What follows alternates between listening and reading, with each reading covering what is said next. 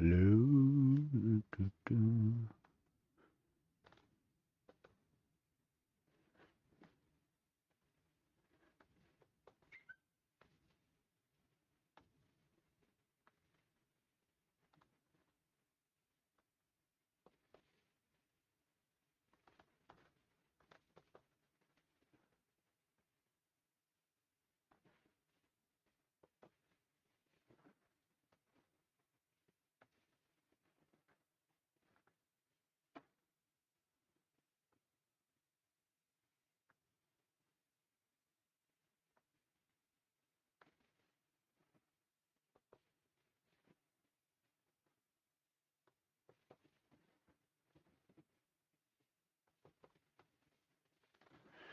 There we go.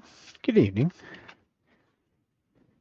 Gonna finish up some things, finish buffing some things before we move on to making other things.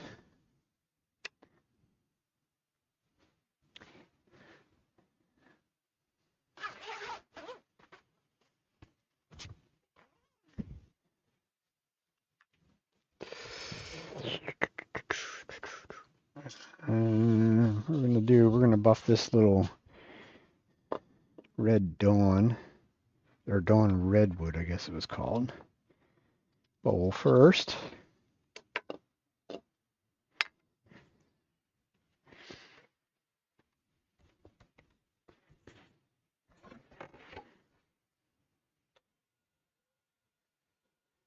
Since everything was still set up from last week. See what this stuff does when we buff it. Hold on, wrong wheel. The wax wheel. I don't want to put white diamond on the wax wheel. Would not be a good thing.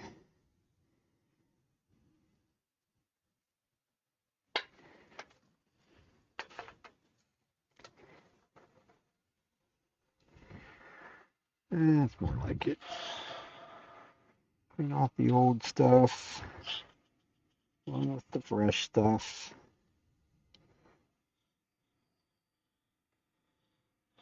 Whether it gives us a shine. Never worked with this stuff. This redwood stuff. Very light. This bowl probably weighs maybe 6 ounces at the most. Very lightweight. Giving it a bit of a shine. Probably not going to shine as much as some of the hardwoods will. It'll be nice and silky smooth.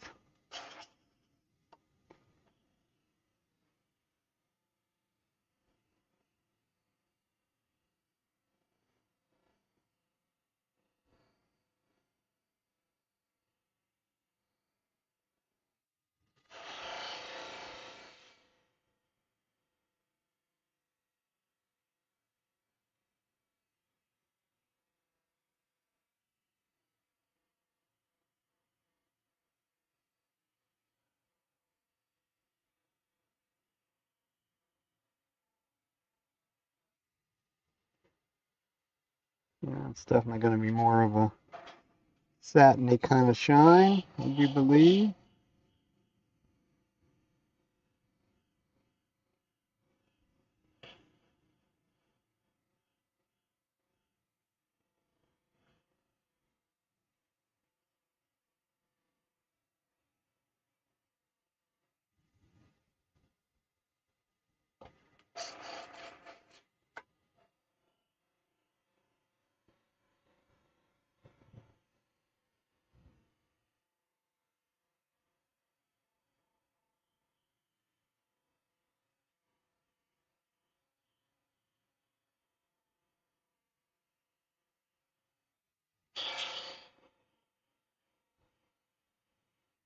Hit it in multiple directions. It's a little hard to get some compound to stay right in that corner.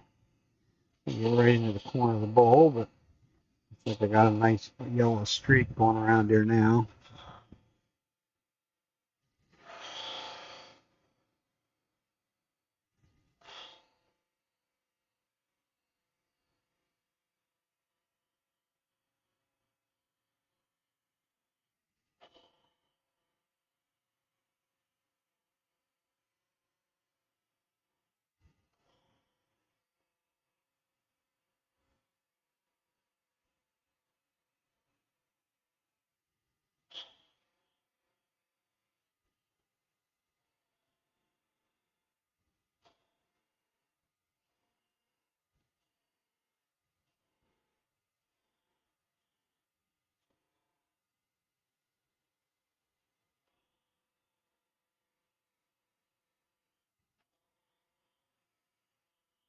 And still go multiple directions.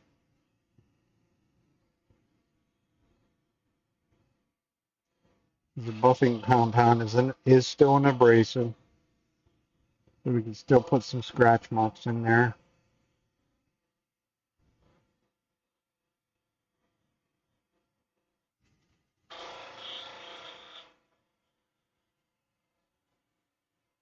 Makes it a little easier to get right along the edge too.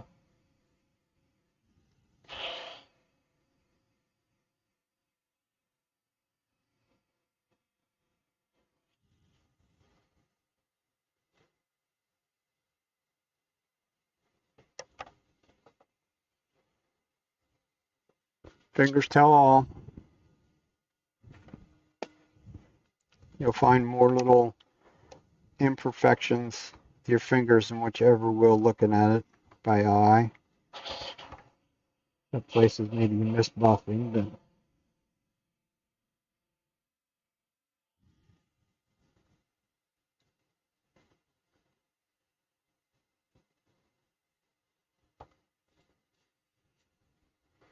guess I could have put a little bit of, I don't think I put any 3408 on the edge.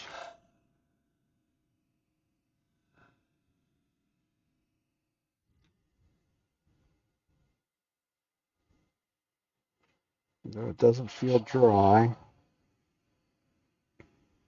Here's where you need to be careful and try and keep things pointed downhill.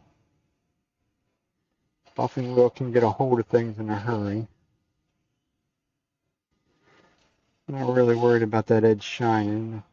This will take any little texturing off of it. Like I say, it's not going to be that, it's not going to be a real spectacular kind of a bowl to start with. It did give it a relatively good shine. Some wax on there will take care of giving it a little bit more of a shine, I believe. With some little something marks in there.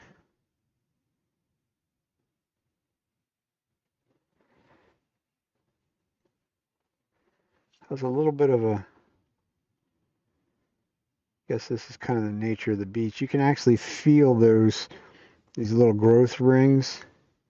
Probably because it's so soft when I was sanding on it, you're probably sort of leaving those growth rings sort of sitting up and proud, unfortunately.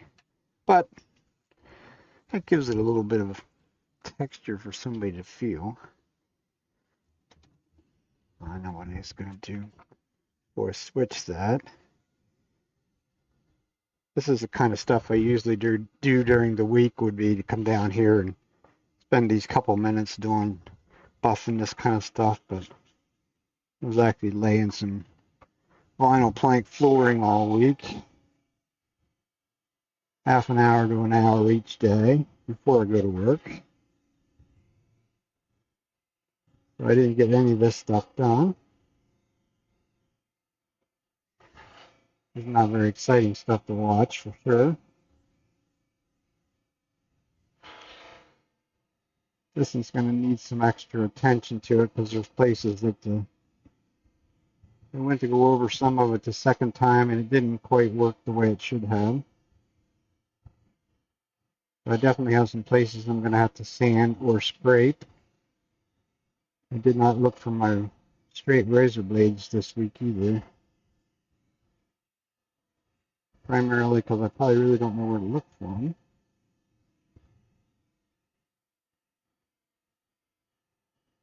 The trip that one viewer last week said about he watched somebody was doing something with guitars and whatnot, and they actually used a little straight razor blade as a little miniature, basically a cabinet scraper, to scrape off some imperfections that they found.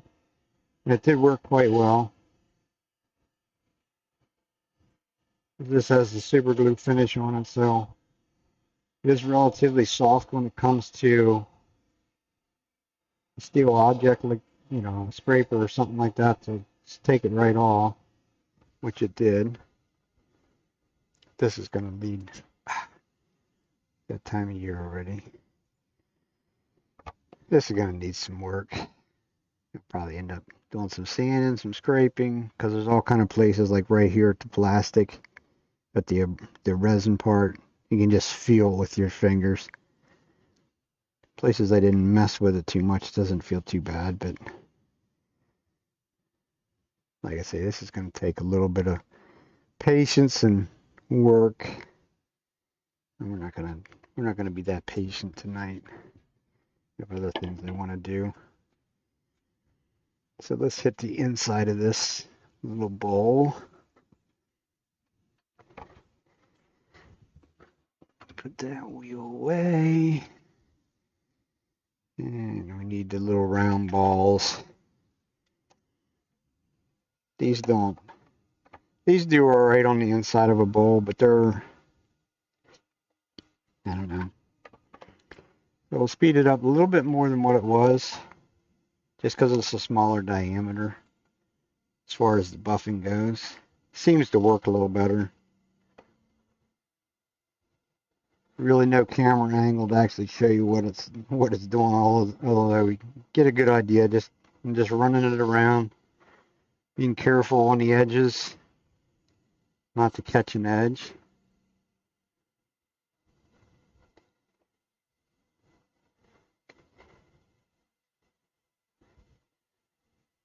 Just like when you're turning, it's kind of difficult actually to get the very center part buffed real well.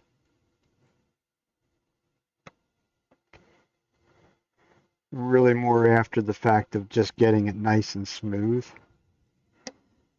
because the buffing will take off little places where maybe the grain stood up a little bit or something along those lines. And as usual, it feels like I got way too much buffing compound in there. On there.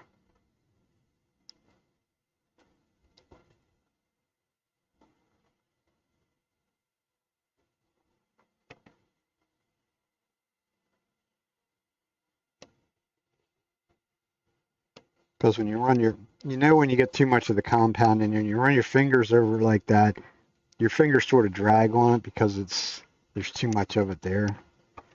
So we'll just take the cheater root and we'll just take the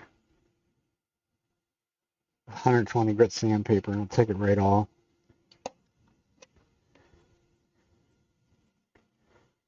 And then we should be able to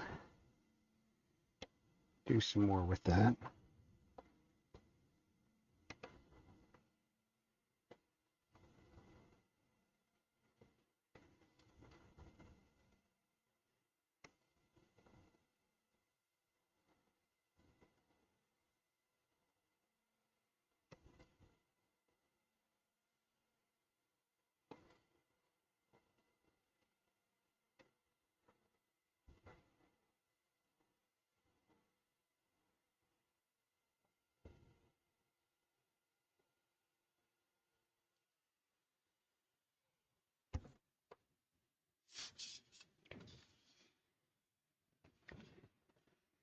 Could use a little touch up along that rim. Once again, I'm using my fingers. This is always where you'll find places will be along the rim of something, especially in the natural edge stuff. Places where the moisture stayed there or something. A little bit of 800 grit sandpaper.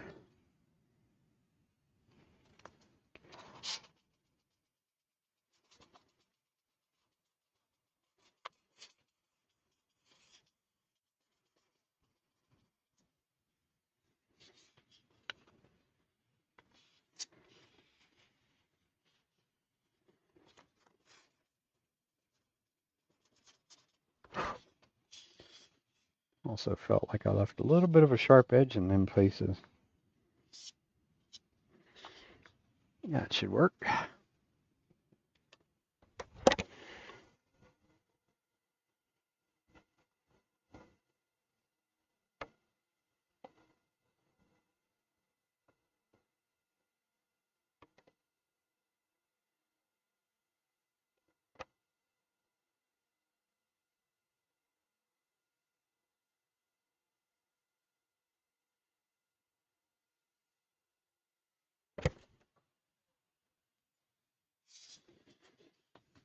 So that'll work. Not a real, I guess if I worked really hard at it, I could maybe get the inside. Be a lot higher shine to it, but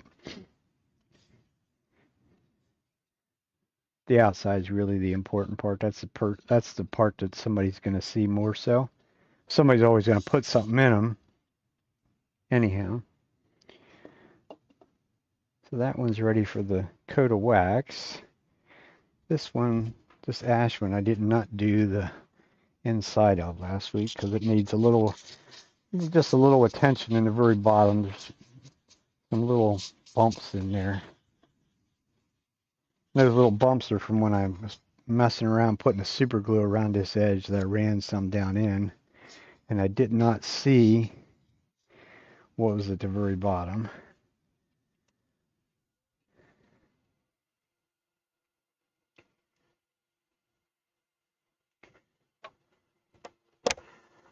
This one should shine on the inside. It's so slippery, it's hard to hold on to on the outside. They say the harder the wood, the better it is. The easier it is to get them to shine really well.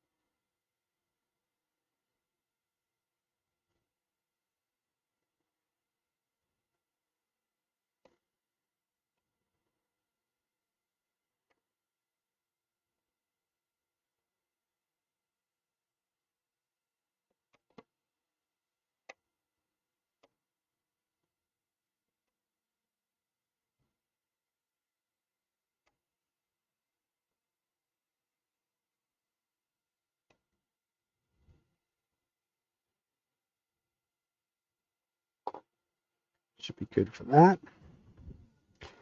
Always got to remember I got to touch metal before I touch the switch. When the humidity drops, the right time, when you create enough friction, you can get zapped. Static electricity there. Why do I get the idea? I just put that in with the wrong wheel. And that's white.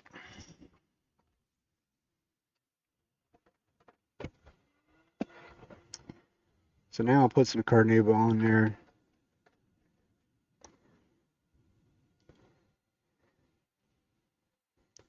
They do that number there. They'll self-thread on there, but that one didn't go the whole way tight, but it's all good. Carnauba wax, just a stick. And just put a little bit on the buffing wheel.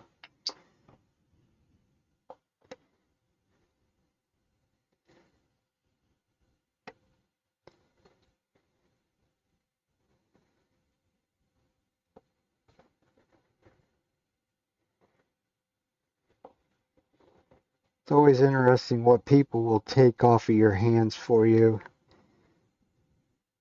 We had an old school projection TV down here in our family room in the basement.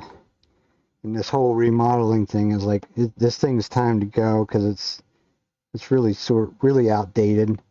We don't even have cable TV down here anymore, so it's like it's pretty much useless.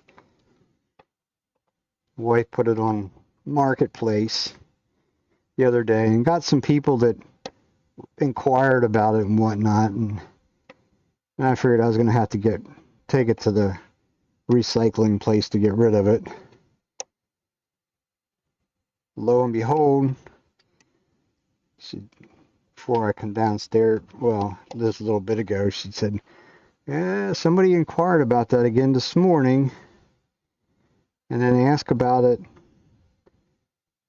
Got back to her a little bit later in the day, and then now just a little bit ago, they're like, she's like, you still interested? The guy's like, well, yeah, when can I come? She says, right now. You know, that's always the good answer. Right now. You come right now. He said, okay, I live in Enola. Give me your address. I'll be there. Sure enough, 20 minutes later, two young guys showed up in a pickup truck and loaded it up and took it away. It's like good riddance. Means I didn't have to deal with it. So it gave us a relatively nice shine on the inside. Not quite as shiny as the outside, but I could keep messing with it. I could keep putting multiple layers of the carnauba wax on the inside as well. But it's a kind of a nice little, it's a little bowl. It's got some, I don't know, some branches or whatever went through there. And this is a black locust. It's for all the bigger that it is, that's one of the reasons I told the guy that gave me the wood. I'm like, I never mess with it because the black locust is heavy in weight. But so that makes that bowl a little bit, somebody's going to pick that up and say, wow, it's heavier than what I thought it would be. But nonetheless, that'll probably go right back to him, and he'll take it and give it away, because he's involved with the Pennsylvania Forestry Association. They had their fancy $100 plate dinners and auction to raise money. So always a good thing to donate stuff for somebody like that to keep the forest going, and because we know we need more wood. So once again, I won't mess a whole lot in the inside. It just has a nice silky smooth finish. Touch, yeah, silky smooth to the touch. And that should be good enough for the inside. Do need to try this other ball for it. Yeah, let's try that once. Oh no, that's right, that don't work in there. I had to put the drill chuck on for that one. I don't want to do that. So let's put a coat of wax on the outside.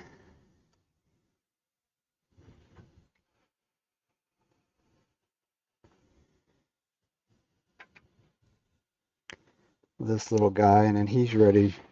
This one will be ready for the vacuum chuck. Take that last little nub off the bottom, sign it, and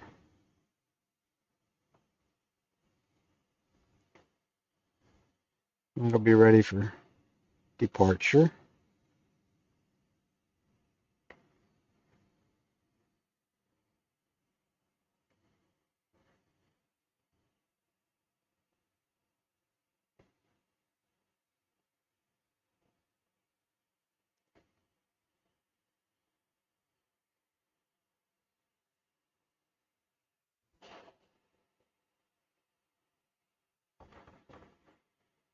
The carnauba wax will bring the shine up about one more level in shininess.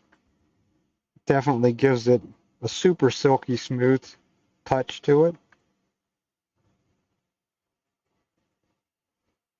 The carnauba wax is actually very durable for people to be touching and playing with it and whatnot.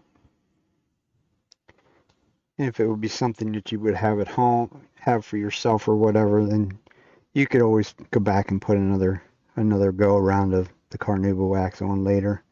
See, this one's too small. I like to do bowls the size that I can get the 8-inch wheel inside of. But other than taking that last little nub off, that's pretty much it for that little guy. Be a nice little, I guess you'd call it a whatnot bowl.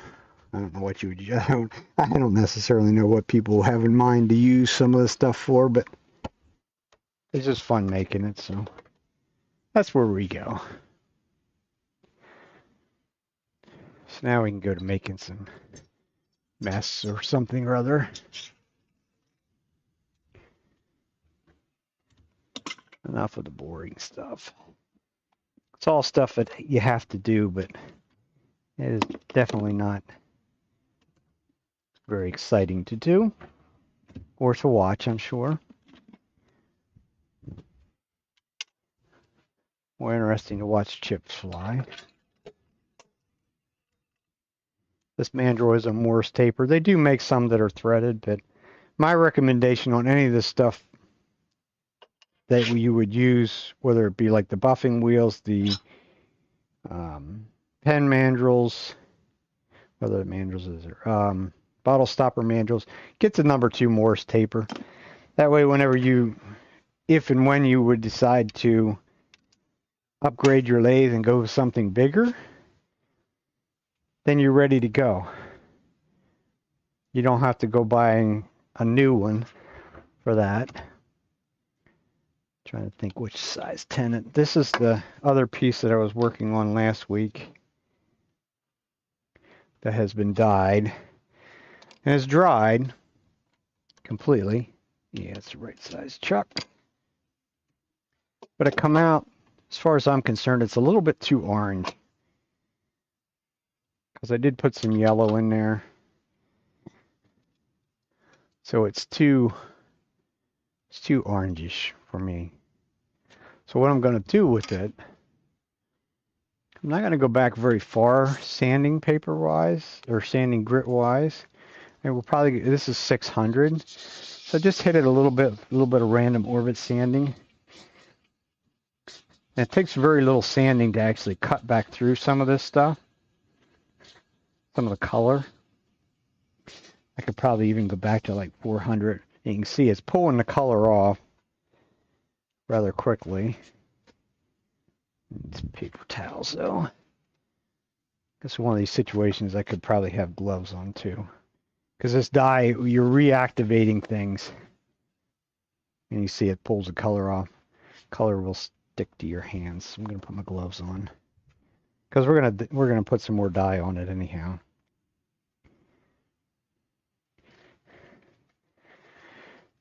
And this thing is pretty much seriously out of round. So I can't really spin it to sand it. And I don't want to put that kind of scratches back into it. I'm going to go back to 400. I'm really only going to sand certain areas. I'm going to sand certain areas more so than others. Like right in here where the actual really nice figure is. These stripes going across there. And as long as I sand by hand and keep on doing the little circles, I'm not really putting major scratches back in.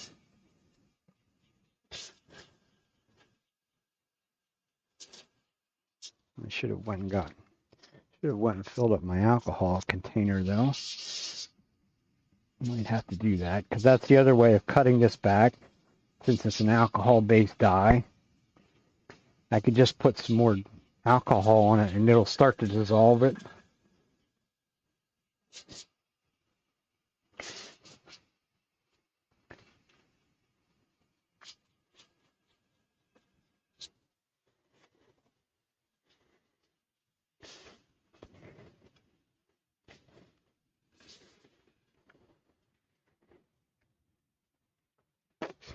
But you can see the amount of stuff that I'm getting off of it. And you can see, I spin it right there, you can see this now has become lighter than what like that is that I haven't sanded. This is more of an orange. This is kind of the red and black. Like I say, I'm probably gonna hit this with another coat of red. Will be what we do with it next. I'm gonna sand the whole way around there with 400. And then I'll switch over to 600 or 800. Might go right straight to the 800. You can jump by 50% when you're sanding without any issues in grit size.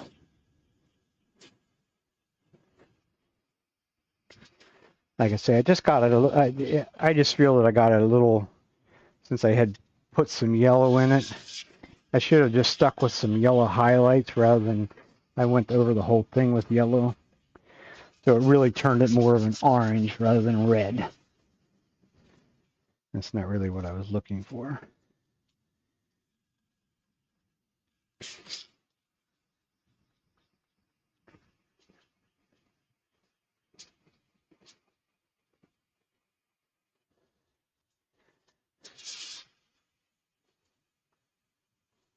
This gives the shoulder a workout quickly. Don't really need to work out on my shoulder. Like I say, I've done enough flooring this week. I finished it up yesterday, so that's all the flooring is down. So that's a plus. So now I just have to do the thresholds, and I didn't read the instructions quite as well as maybe I should have. I listened to a guy at Home Depot, one of their people that works there, and there's a strip that you can put underneath the thresholds to raise them up a little bit. He's like, I never use them.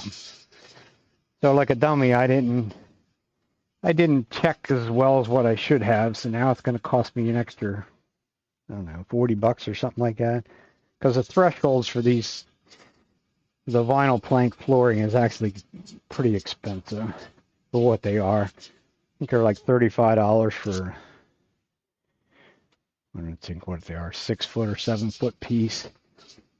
So I basically have to buy a whole one other piece, because I had 3 places that the thresholds were not high enough, because they're in 2 pieces. You have a base piece and then the actual threshold itself.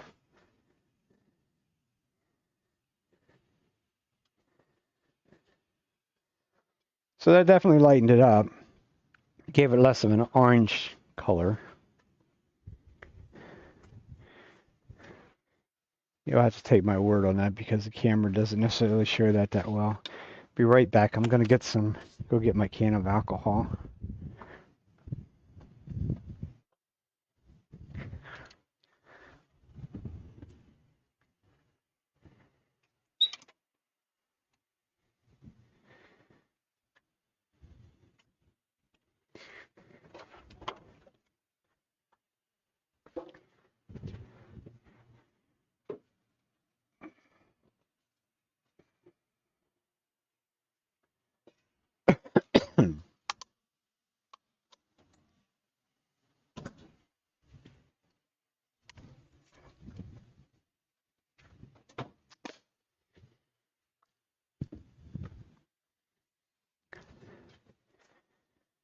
It's just the alcohol I'm using. It's just denatured alcohol. Some people use the isorpol, or probably not pronouncing that right, alcohol rather than the denatured alcohol. This does have an odor to it. It's also very, very flammable. Definitely, if you're a smoker or any kind of open flame, you don't want this stuff around. It burns quite well and quite hot.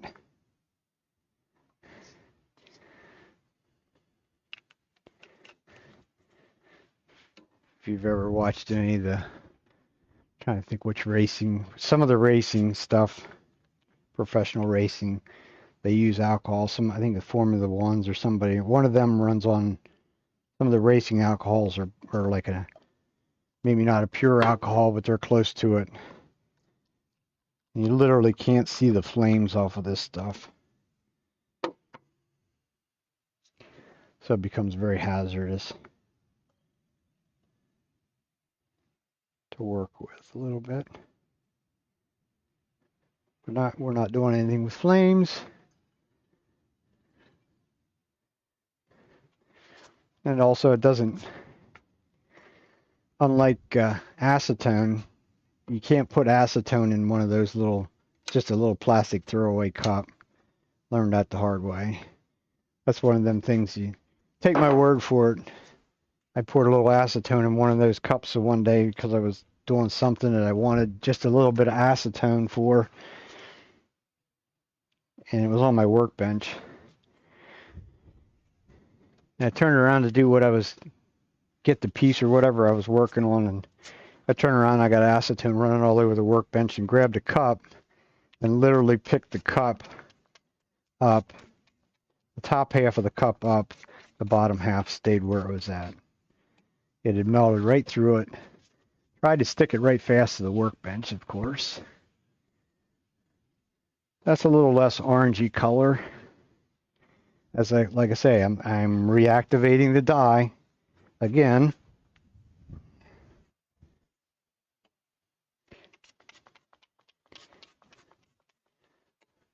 So I don't want to try and work in real big areas. Just keep working in small areas.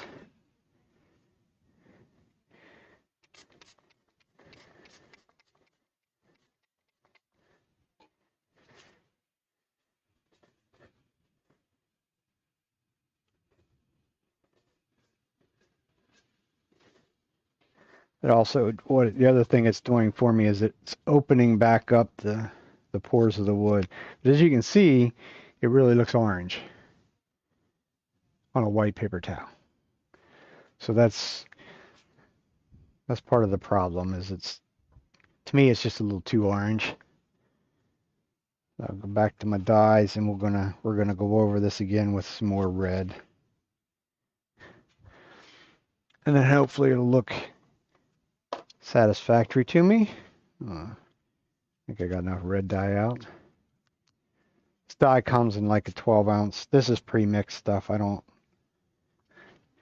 I can mix my own, but I don't necessarily do it that way. At least with some of it.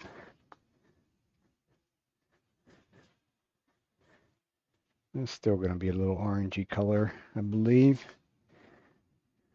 Because what it is when it's wet like this is really what the color is going to be whenever I go putting the finish on it. That'll be the color that it would be right there in appearance.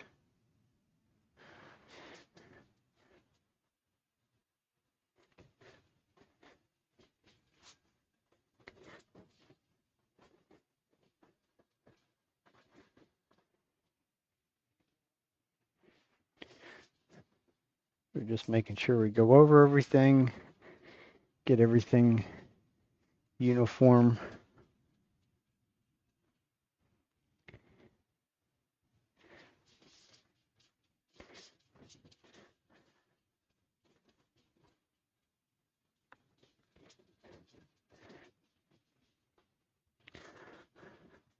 Still going to look a little orangish, I believe. I think we're going to leave it alone. The only other option is to actually take it the whole way back down to bare wood. And with this thing as far out around as what it is, I'd probably spend the next hour or better just to try and sand back through all that stuff.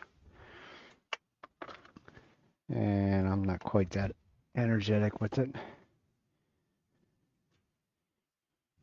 So we'll just take this and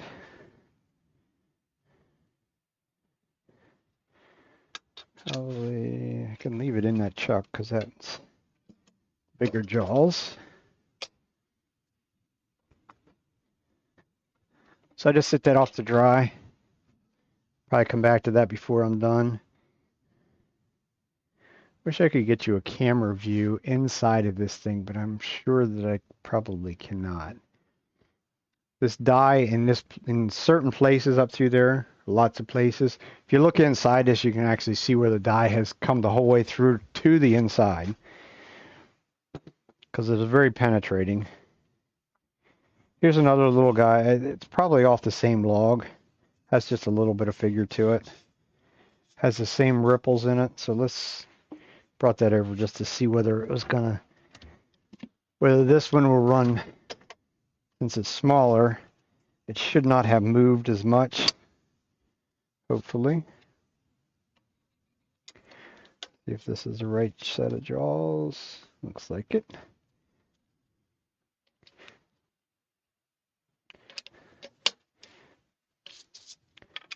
So let's see. Nope. Once again, it's quite out of round. And there's no recutting that because it's probably like a fat 1/4 of an inch thick as it stands right now.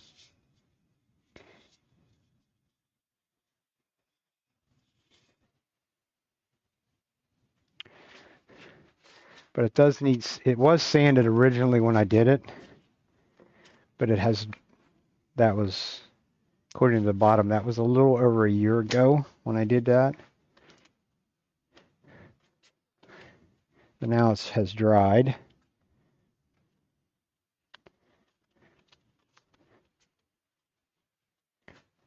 So we're going to have to resand a little bit. I'm not going to go back too far sanding wise as far as grit goes. I'm not sure if I'm going to hit it. I'm going to get everything out right straight up through the 220, 320, 400, 600, 800. But I'm thinking I might just start it at 320. I know it was when I sanded originally. It was sanded through 400. But as I run my fingers across here, these little lines that you can see, sort of see, I can bring you in a little closer. A lot closer. They probably won't show up because this is too white. But there's little streaks that are running across here. And of course up here, this is easier to see. You can see the ripples in it. But anywhere these little streaks are has created basically ripples in it. And we probably need a little dust collection if we're going to sand.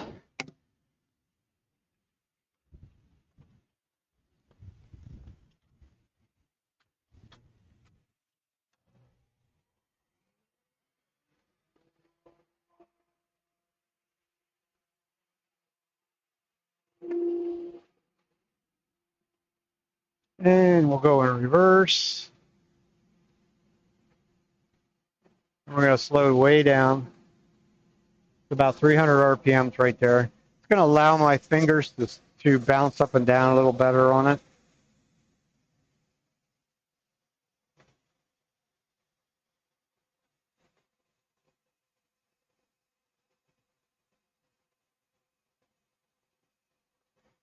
Also, not putting a whole lot of pressure on it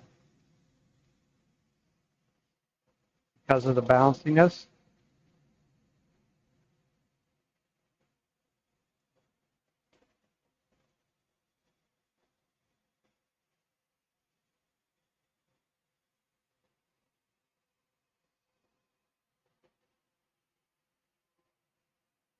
I'm really just after the fact of getting rid of this stuff. And sand across them. This is sanding with the grain. So this is also going to remove the scratches that I put in going that way.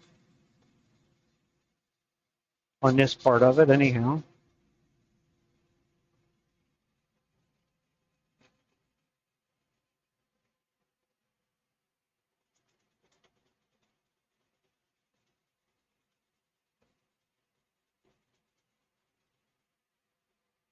But I don't think we could try. That would be easier. I don't think I can power sand it because it's probably too bouncy for that. But I won't know until I try.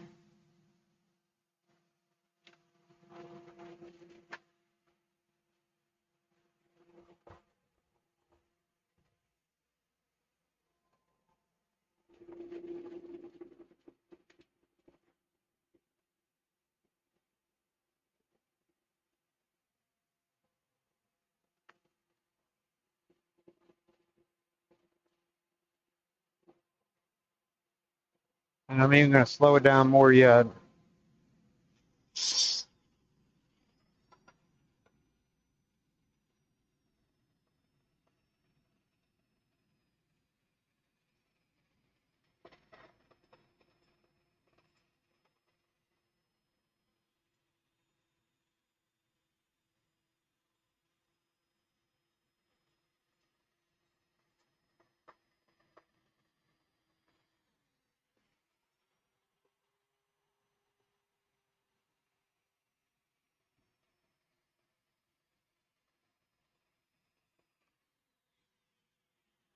Once again, very light pressure.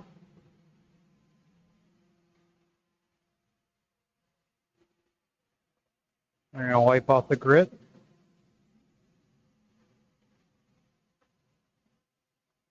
It looks good. What I'm looking for.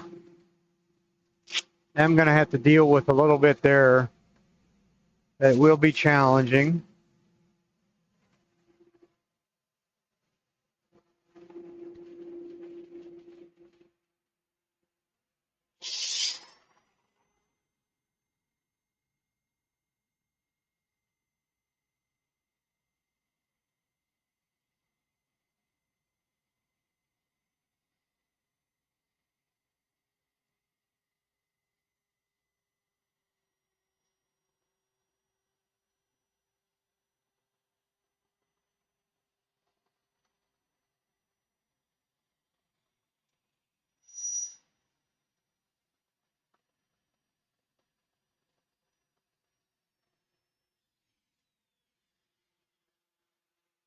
That was 320. Wipe off our dirt.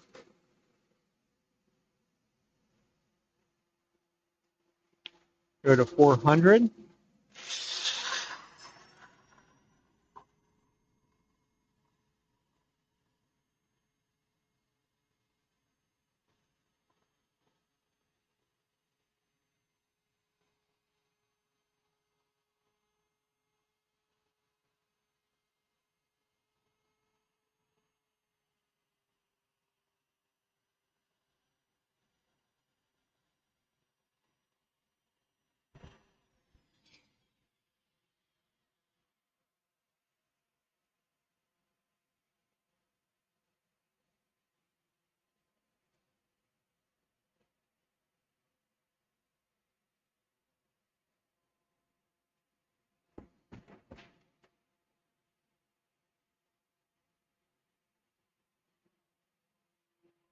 This thing has moved enough.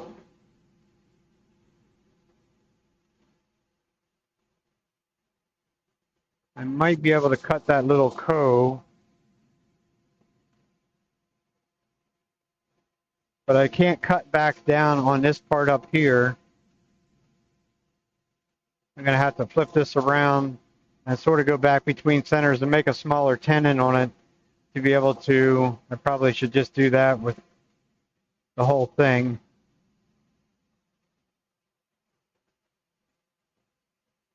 Because I'd like to dress that up and make that true, make it a little bit nicer shape. Or I could even take it and just run it the rest of the way down. Not sure.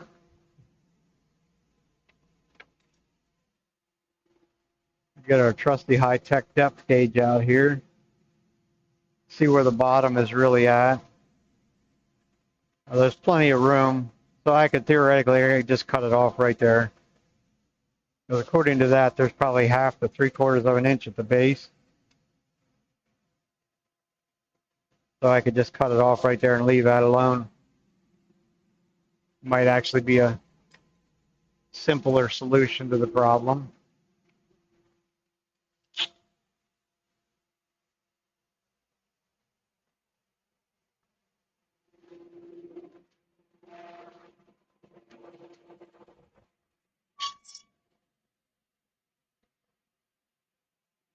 So we just use parting tool. And we will use a smaller one. I don't need to get carried away. So we'll bring our speed up a little bit so that we can actually make a relatively good cut.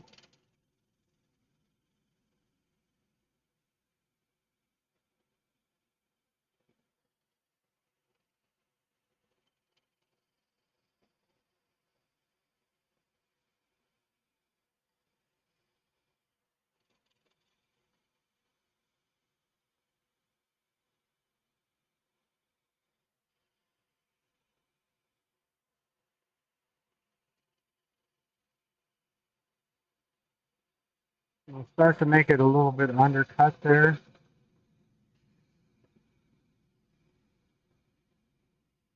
All reality, that will not be how I cut it off. I may cut it off back beyond that or whatever, but it'll go back in between centers to be able to cut that last little bit off. That's why you shouldn't put the drill away either. It also left a very sharp edge right there. I'm going to get my little trusty little spindle gouge. I'm going to knock that sharp edge off.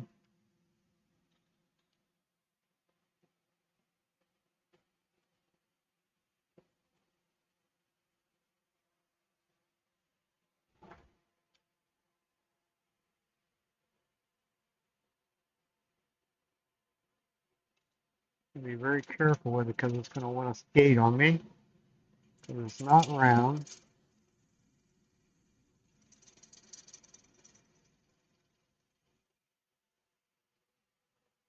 So a little sort of scraping cut there. Just so that it's not so sharp if I would touch it while spinning. Chunked it up because it's not round. It's not spinning very fast.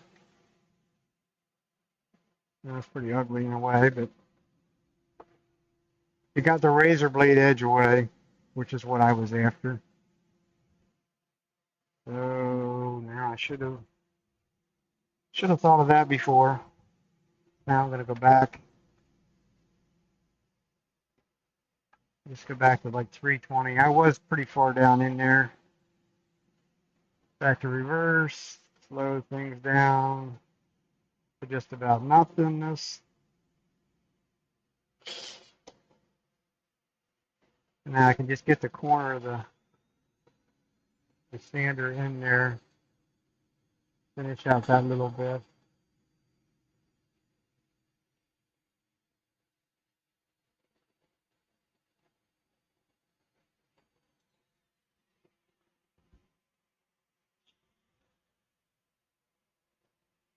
And 320, then 400.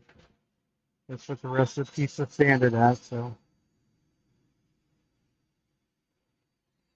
it even go in both directions.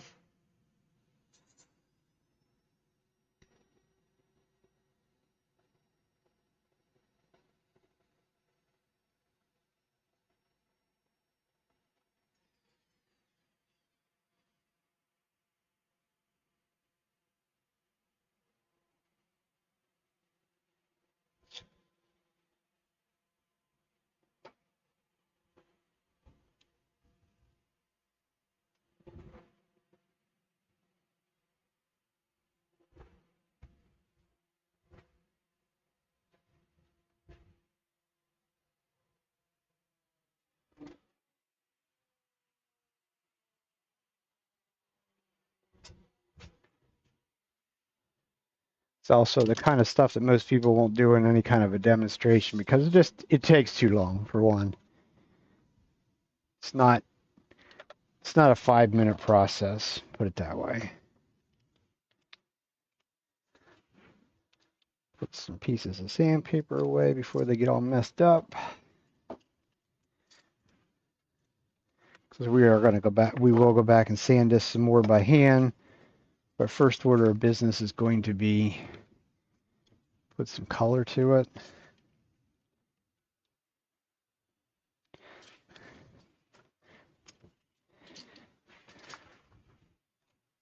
Gloves.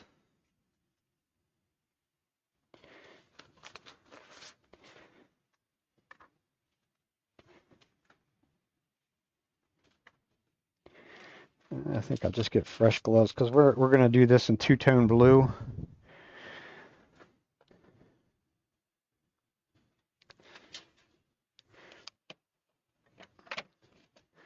Or at least that's the plan, to do two-tone blue.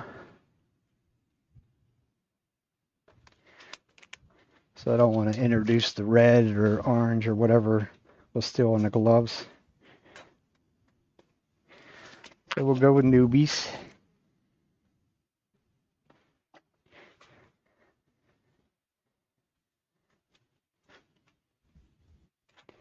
You definitely do not want to,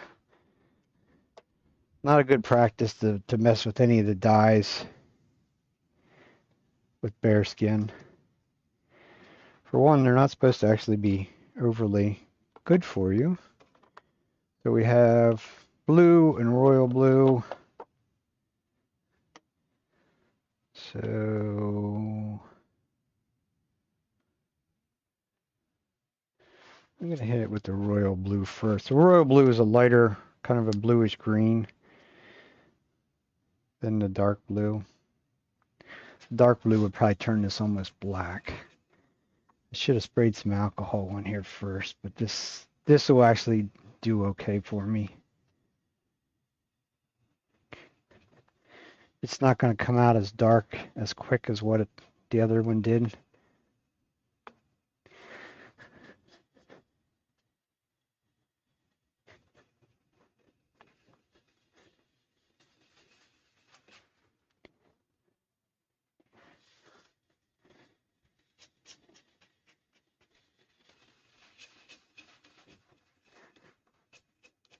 The first go around basically opened up the pores again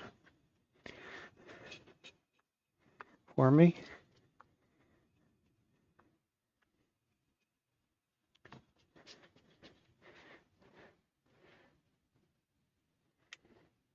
This is not gonna be as nice as what I thought it would be.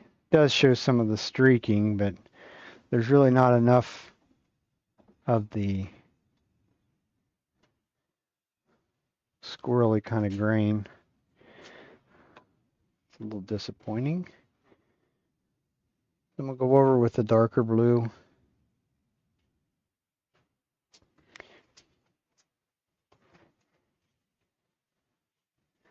Some people that do a lot of the dyeing work, they sort of have some of this down to a science. I'm not one of them. First off, this is not, doesn't have enough figure to it to start with. So it's basically going to end up being a blue little hollow form. Some point we will put a little cap on it and a finial. Won't be today though.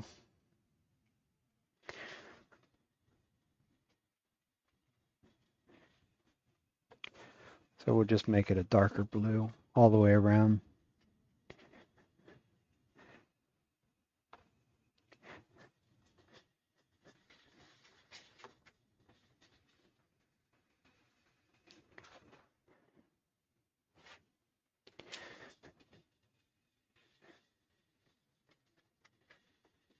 It will only get so dark to where it'll stop absorbing the dye. Looks like it's darkening it each time, but you got to remember it's just reactivating what's underneath because it is alcohol based rather.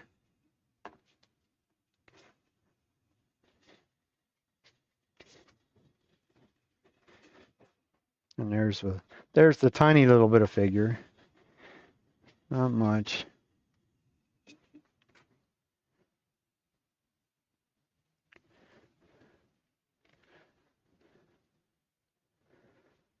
It's pretty much just going to be blue. It's not absorbing it up here for some reason. One little spot's going to show up sort of tan, which is the color of that particular piece of wood right there. So then you get to play in a little bit. You can go back here with a little bit of the royal blue in that area. See if it'll make a difference. Probably not, but it's always worth a try.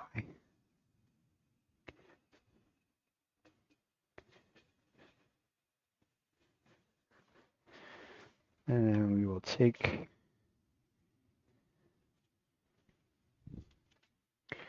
a little spray bottle because we left a line back here.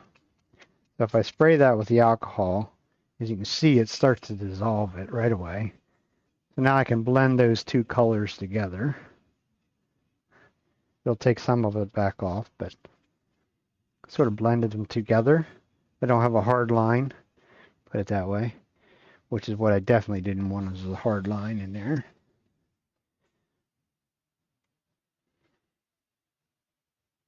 So I think that at that point, I think I'm just going to leave that go, leave it dry. overnight. That'll be next week's project. Because I've learned from experience not to be impatient with the dye. Let it, I guess I could do a little bit of alcohol in the whole thing though. Because this particular dye has some shellac in it, which will not necessarily cooperate very well with the super glue that I will finish it with. But that little bit of alcohol and a little bit of rub with a paper towel really didn't lighten anything up, but it pretty much dissolves that little bit of shellac that's in it. I mean, it pulled some of the color off, but just sort of lightens it up a little, or gets rid of this shellac. Super glue and shellac are not friends. They don't necessarily get along very well. Super glue sort of melts the shellac. It sort of makes a bit of a gummy kind of a mess in a way. This one we'll take out of the chuck. Let it dry. We'll see what it looks like in about an hour or so. Definitely going to have some light streaks because that's right where the streak of the side grain is at. I've never really figured out a good way of getting rid of that streak. I'll have to go take some more classes and see what I can find out.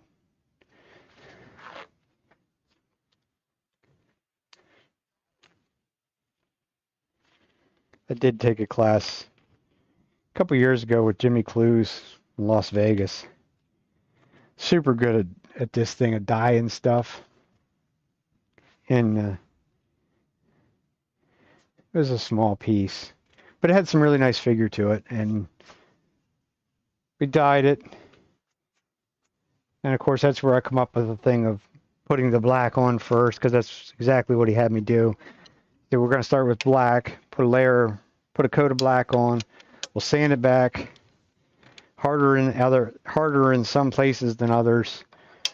And then we just kept on putting different reds and blues and whatnot on there, and then sprayed one single rattle can coat of shellac on it. And then he's like, well, then we'll see what it looks like, whether you like it or not. He said, if you don't like it, we'll just take it all back off. At that point, the inside wasn't taken out of the bowl. So he said, we'll just take it off. And just take it off and start over again. So I left the shellac or the lacquer dry for the couple minutes that it takes. And I was sitting there and I got a drink of water or whatever, and this thing has moved considerably. This was done, this thing says it's walnut, but I am probably 90% sure that it's not walnut. It's probably elm or something. It has big grain. So with big grain, as long as we can get this cut cleanly and smoothly, nice big grain like this, we'll probably turn this one black and fill the grain. I should have looked at one thing before. I gotta know how much room I have down here, the base. We got about an inch or a little better.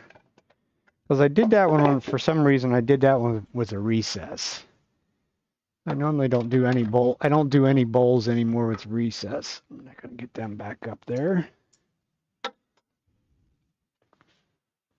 So this is going to have this will have a tenon on it.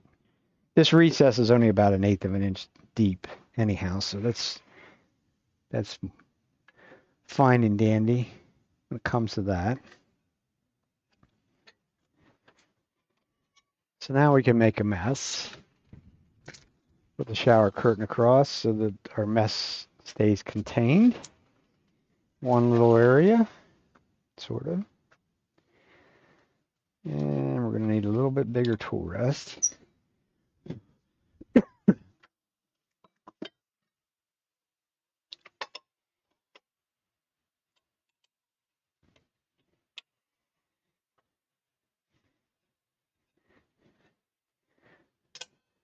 This is pretty much the way I do all these. This is a second turning. This would have been turned wet. And now we're going to go back and finish turning it. So we'll need our bowl gouge. Bowl gouges. I just need the 2 swept back ones.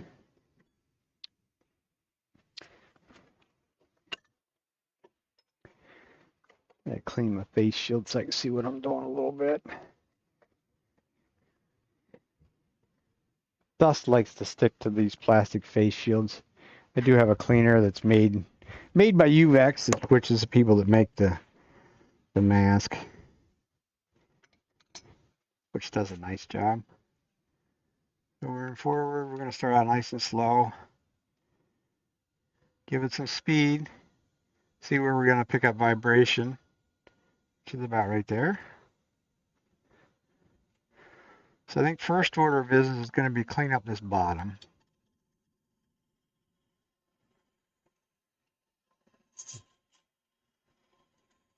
Going to take it down close to where the bottom of that recess is at.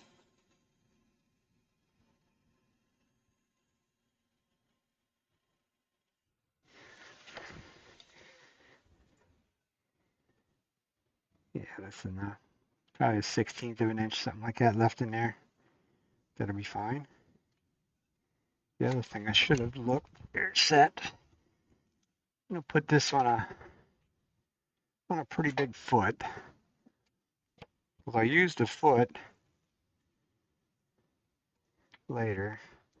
I'm going to set my dividers now for the large jaws, which is about a 4-inch jaws. It might be too much.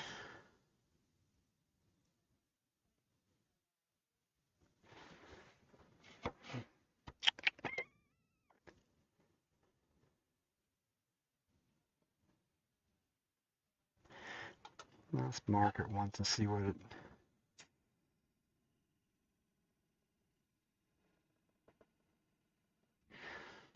it looks like from there, because we know we got to take away some material to get it back into round.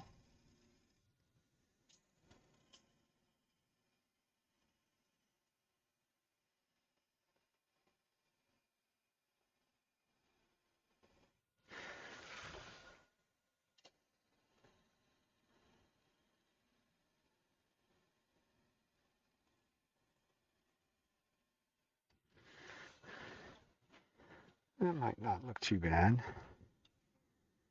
See what this stuff's cutting like. Not overly impressive. But that was more of a pull cut rather than a push cut, so it won't. Let's get it back into round.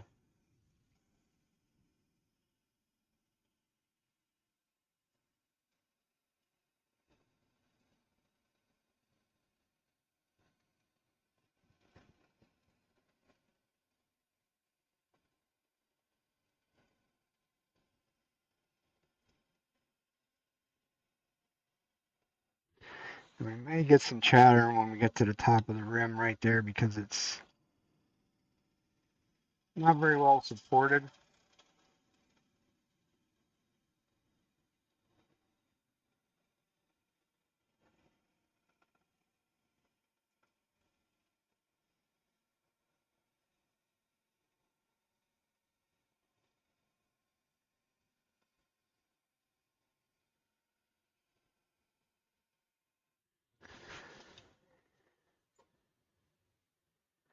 There we go. It's nice. It does have a very coarse grain, so this is definitely a piece to turn black and fill that grain in. You can probably even see it. Yeah, a little too close to see it. Back out a little bit, but you can see the light color. This is just open pores of grain. So they'll all fill really nicely with the grain filler, which is what we'll do to it. So I'll finish making it round, and then we'll put that tenon on.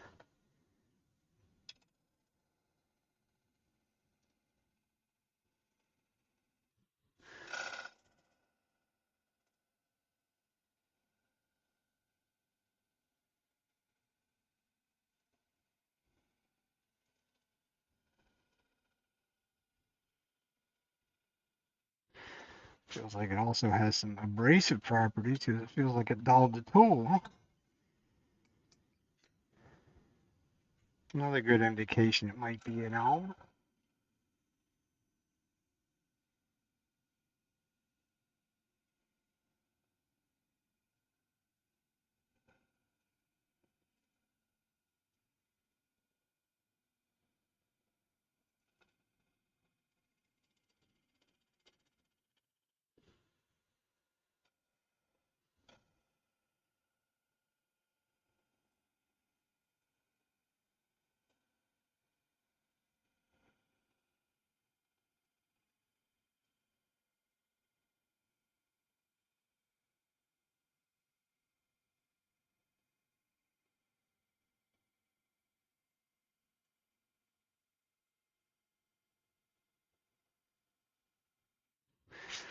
I'm looking at, when I get up to the top, I'm looking at the different lines to see where the where the top is at, which is what I was looking for.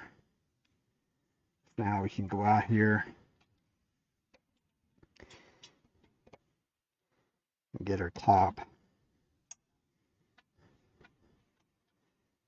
True up our top so that we know where we're going to.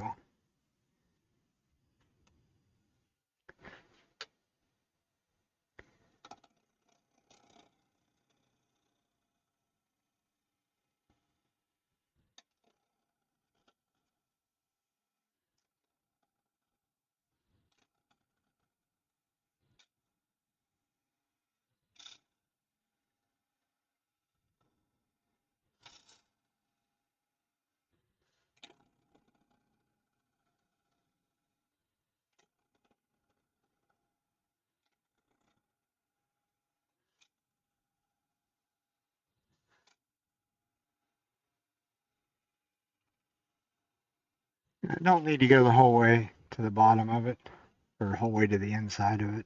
Doesn't really matter at this point. Just need to know where this top edge is at so that I can sort of base the shape on that top edge.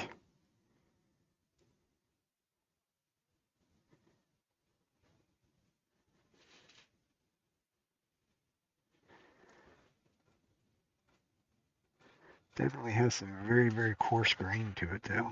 That's kind of weird. Definitely is not walnut. Walnut does not have that really coarse open grain. I'm just going to shear scrape this last little bit up here at the top.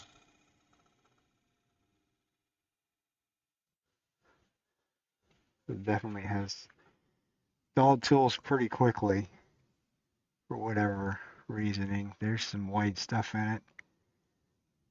That could be what's dulling the tool. This tree could have been growing. I mean, here in Pennsylvania, this is limestone capital of the world. So those white streaks in there could be some limestone that has gotten sucked up into the tree. Let's do our tenant first.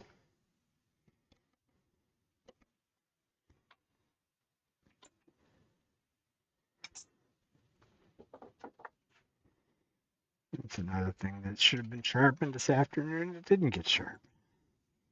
I just put a little honed edge on that, just on the edge. Might make it duller than what I started with, but we'll see. So I'll see whether this is too close. Can't have the bevel of this parting tool dropping off the edge of the tool rest.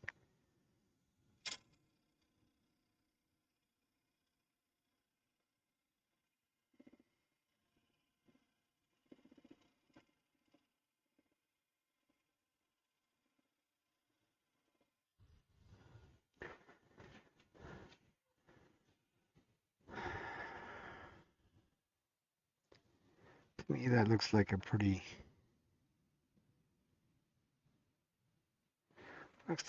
daggone big foot.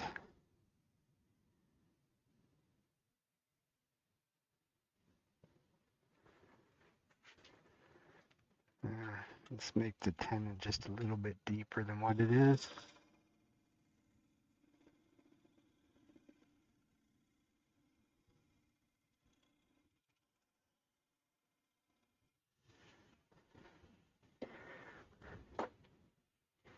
I'll make that into a bead eventually.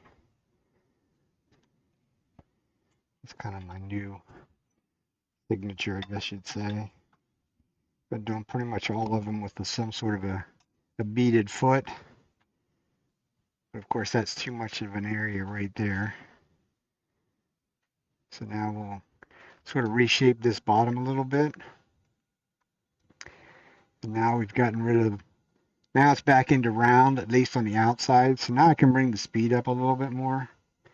It'll allow me to cut a little faster, a little bit cleaner on some of it.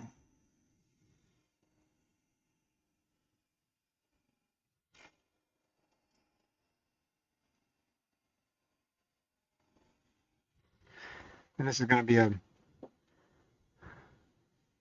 pretty good sized bowl. So what I'm gonna do, this could actually go in a little bit straighter right there.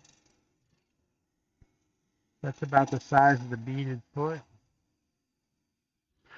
So now I can just sort of reshape this a little bit down here so that it looks a little better.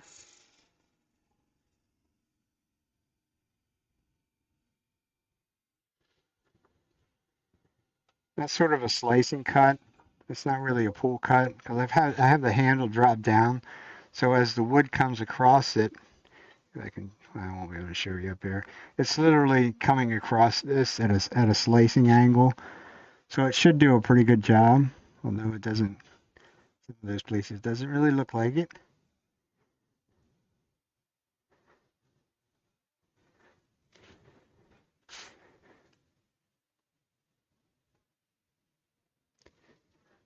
So at that point, I think that's going to look okay. But I really need to try and clean that up the whole way up across there.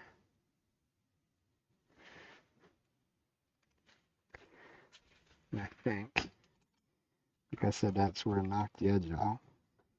I'll just give it just a touch up with the hone rather than going back over to the grinder at this point. So I'm not totally concerned about the area down in here because I probably will sand this before I flip it around, but we're going to flip it around and we're going to clean out the inside and we'll sand the inside as well. And then we can come back out here and make this will go up to here and we'll make this into a bead for the foot. So this down in here is going to get cut some more.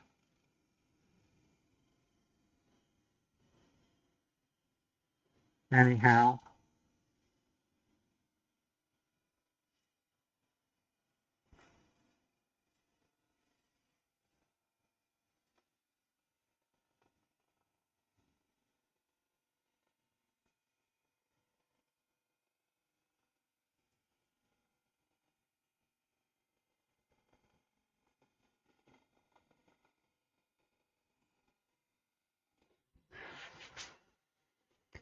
yeah,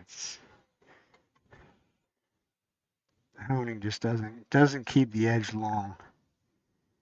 Is right when I got up in here, and up in there is where it wants to chatter anyhow because there's literally no support out there for it when you're doing it, when you're returning them like that.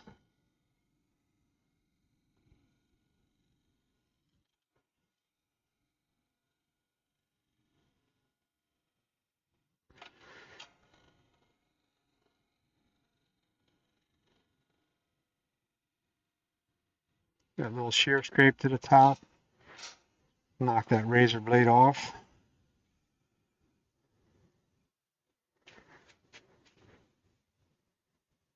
And that should be good. Measured that tenon right. The tenon just about right on the money. The only thing is I should go in here with my little spindle gouge and make sure this is just a little bit undercut right there. into the corner of that sentence.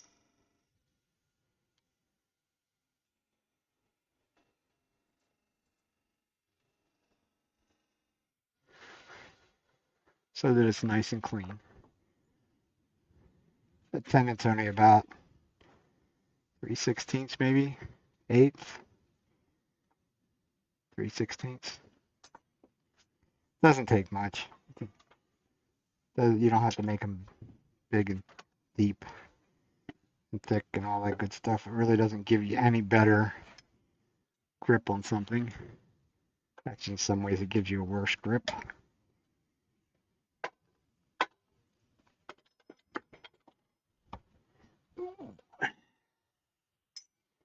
As we drop the gouge on the floor. That's why this soft pad on the floor here. I'm known to drop them all the time.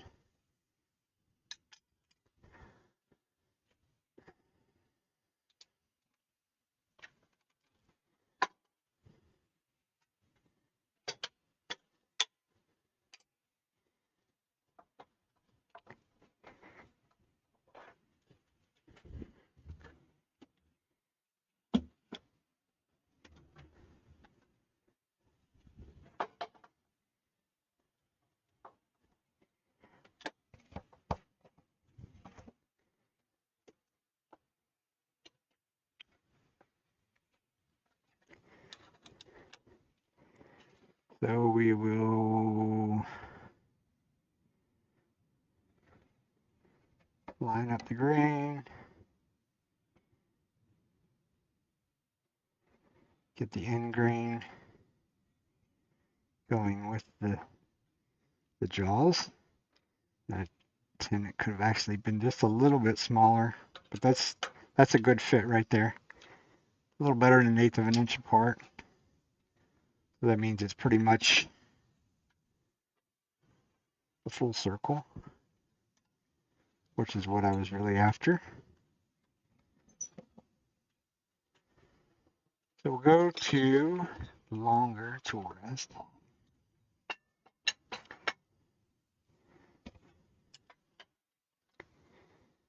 Start right here at the rim and make that nice and neat. We should have good sharp edges on that side because we were using the other side of the gouge for the most part.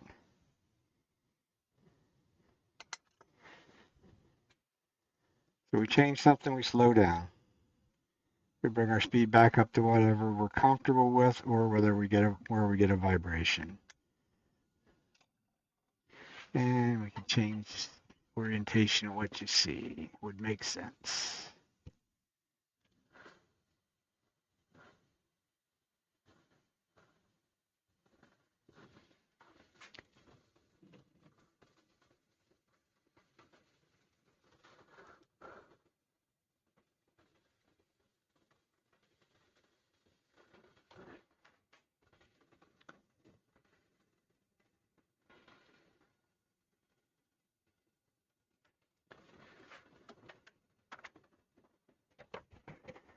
And we get back in it.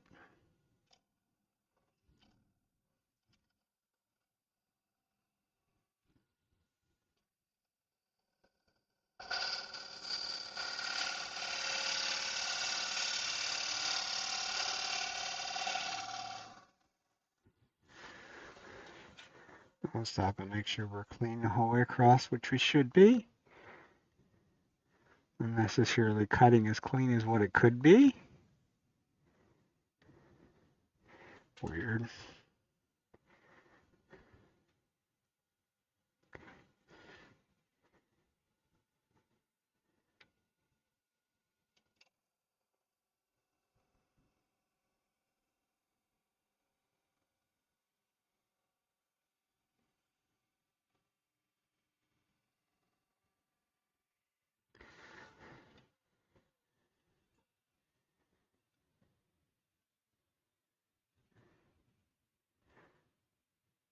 Still seems like it's lifting some grain that it shouldn't really be lifting, but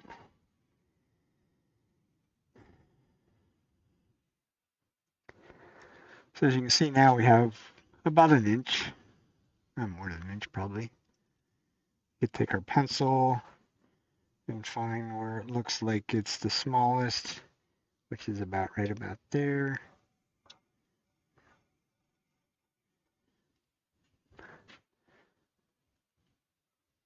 It's really not too bad. This one really hasn't moved a ton, unlike some pieces may move a lot. Some woods, I should say. So rather than trying to pick up that cut, I'm going to come around the corner to get inside.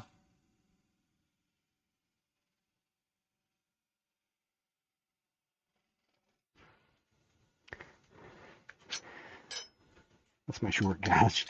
I have something a little longer than that. Around that gouge.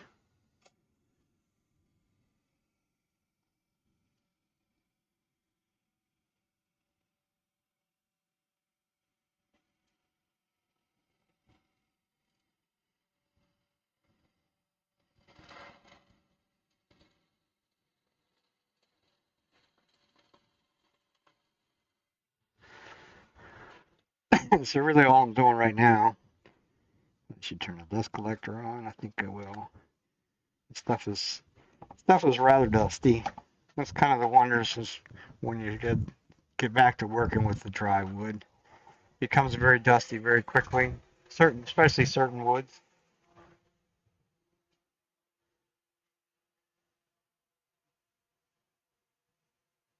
So now we're back to true down into there.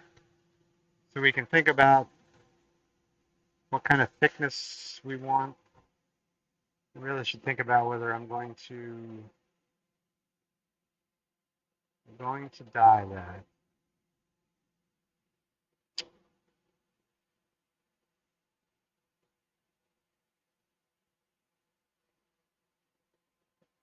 If I'm going to dye it and fill the grain, I don't want to make this thin on the inside where the dye will come right straight through.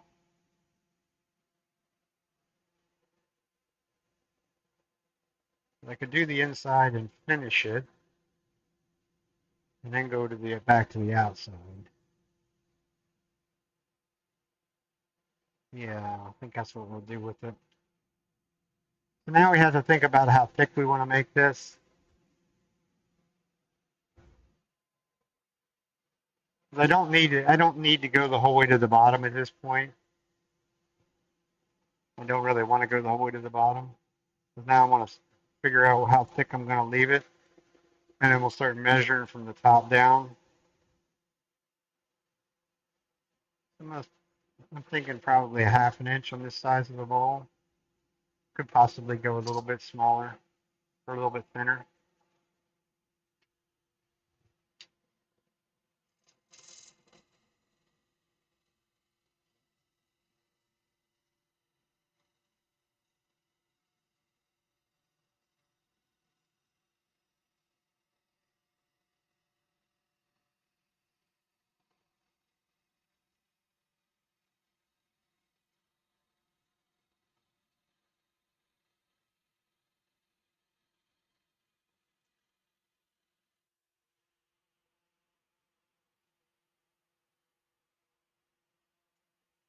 We're not to our half inch yet. I was just curious as to whether didn't feel like I did a very nice neat corner. You could probably do something really maybe a little bit different here to give this a little shape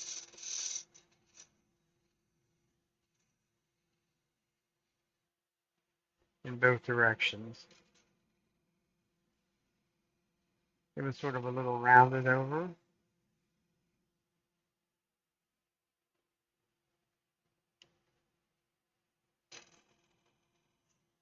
Not do that. I'm going to have to go sharpen. I will cheat and just go to the 40-degree gouge. That will allow me to do that corner easier. I also don't have very good light tonight for some reason. Hopefully I didn't put that right in front of it. No, okay.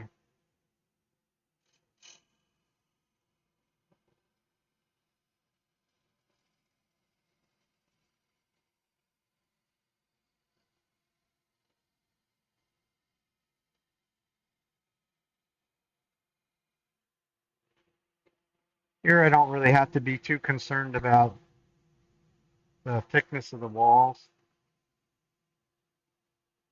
It's already dry. It doesn't really matter if I leave them a little thicker than what I think I would like. And I'm thinking that actually looks like a pretty good place.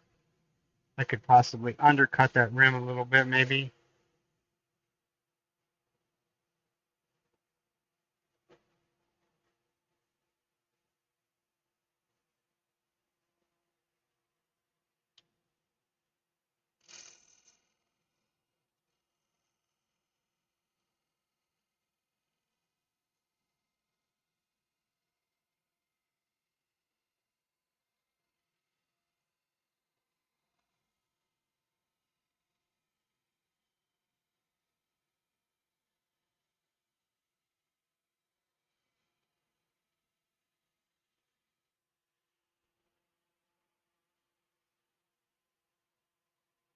So that sort of left us a little bit of a lip right there.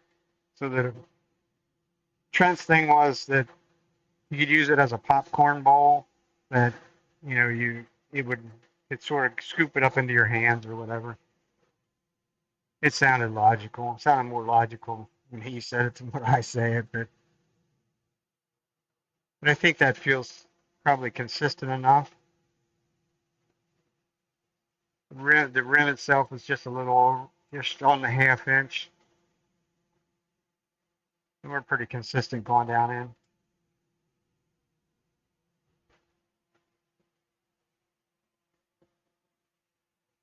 So we can just keep on going.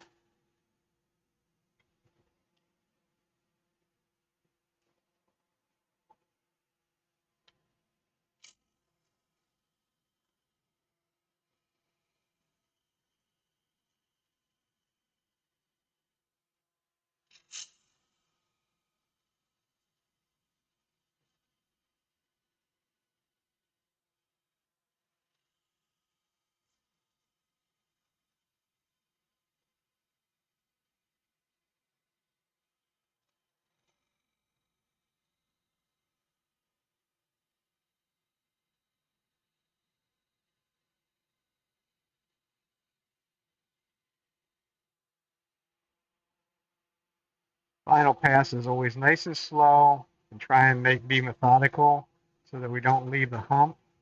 We did anyhow, but a little one.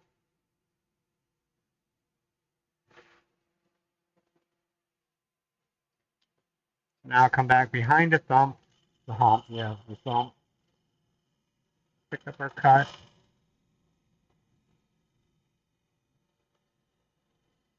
Go through the hump. Continue to make a nice light cut on the other side of it. And I got rid of most of it. Definitely a sandable enough.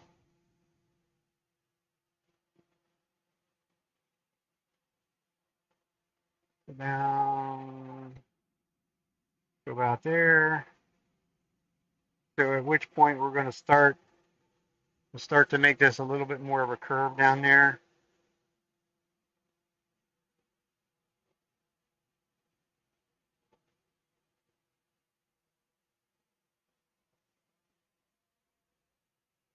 And that's about as far as what the 40-degree gouge is going to go. Because as you can see, all this stuff standing up, that's where the 40-degree so-called 40-40 gouge does not. You have to switch to something a little bit different for this bottom end of it.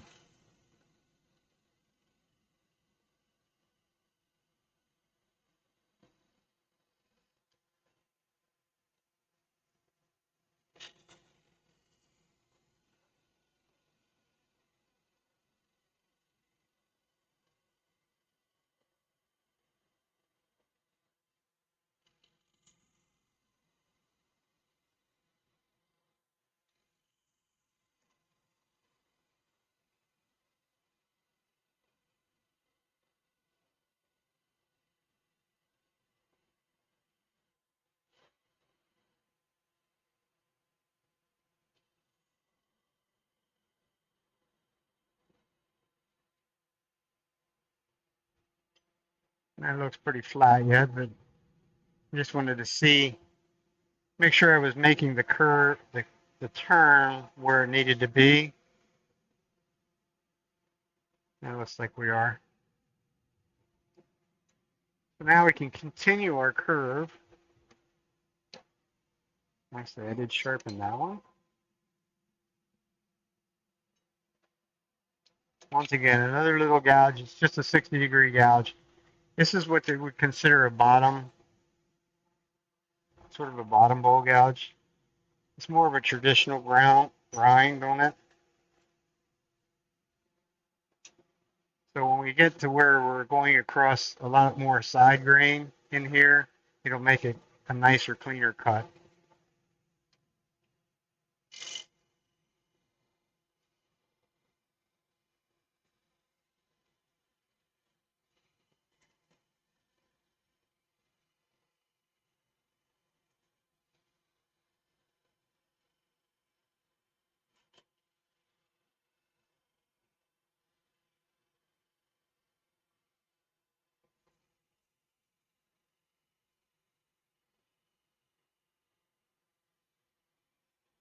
It's challenging to get it to pick up the cut where you want it to, though.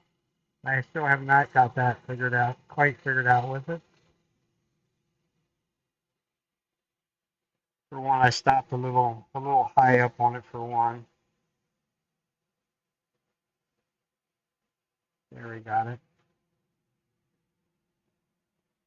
And I probably should be using the bigger bar, because what happens with this, it's still 60 degrees, so I still have that much of the bar hanging over the tool rest. So it's got an advantage to me, on me. So we can switch to a bigger barred one. Whether that bigger barred one's actually sharp or not is another story. We're going to find out here.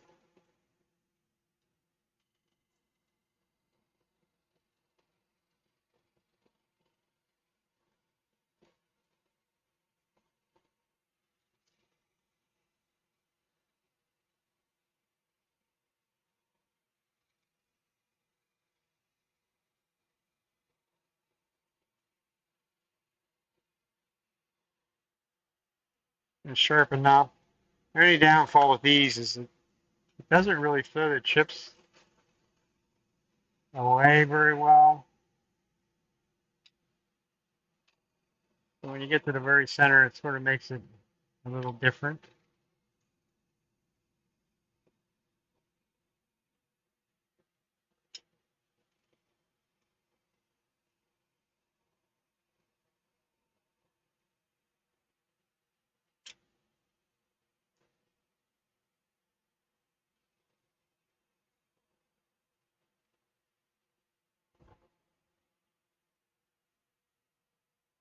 That should take care of that. Actually, I do have a little bit of a hump up there.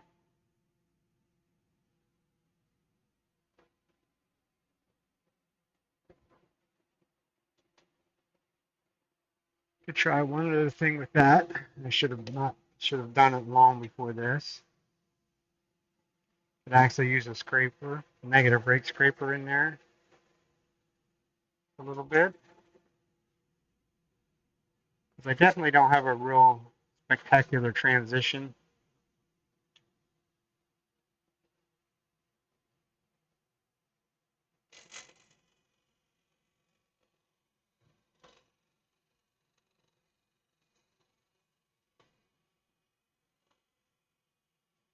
Hopefully this wood is actually hard enough to do this. Scrapers don't necessarily work very well with things that are soft.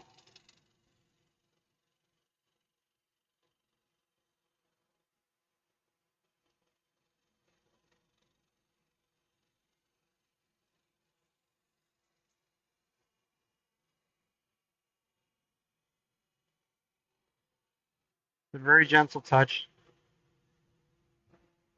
It's not a tool to remove a bunch of material. It's a tool to refine the shape or refine a cut. It may do more harm than good, like it did right there. It actually picked the grain up, tore it out. But now I have the shape that I want. I really should actually measure the base.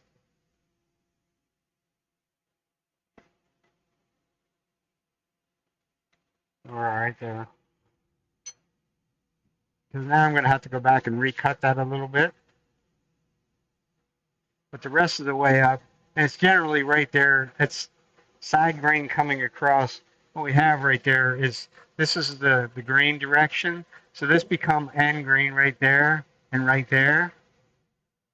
And we usually only do it on one side, which is what it did there.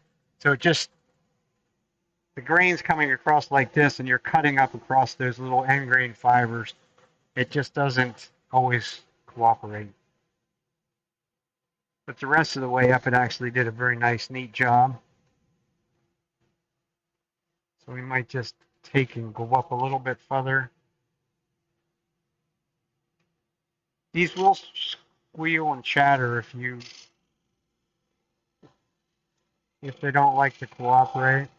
That one's starting to chatter up there. It sort of means that I'm probably doing more harm than I am good.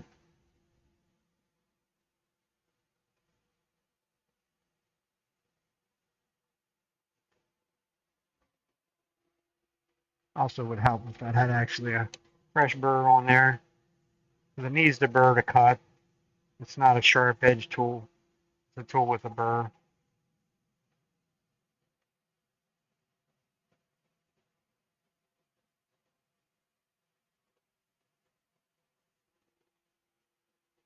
So before I go making that decision to just up and get a nice freshly sharpened tool, I'm going to take the sander with 120 grit sandpaper on it. I'm going to switch this. And I'm going to sand that a little bit down there in the bottom. That's really the only place that I have an issue.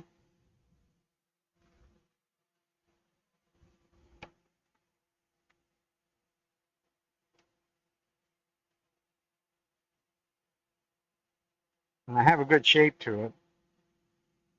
So if 120 grit paper will take care of it, then I don't need to go, not that it makes any difference to have to go sharpen tools, but if I don't have to, then I might as well not waste the time. I'm going to get it around to where I can see it well. I think this stuff is probably soft enough. It is. It took it right out, at least on that side. That'll take it out on that side as well. Do that little area, those two little areas without the lathe running. Just a little easier. You can do multiple little areas. But there'll be a place on either side where the end grain is at.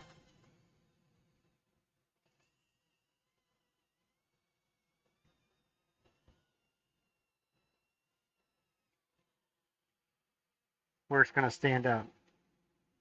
So now we can slow our speed down. And sand this rim first.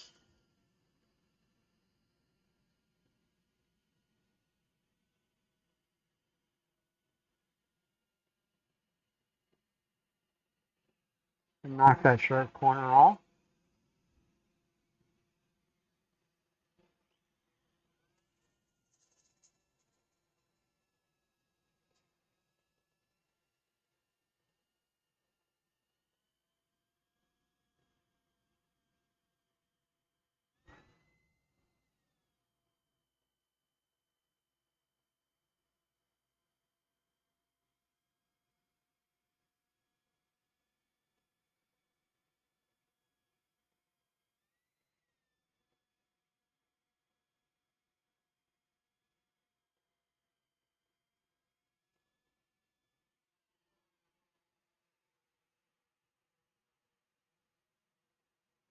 Give it an inspection.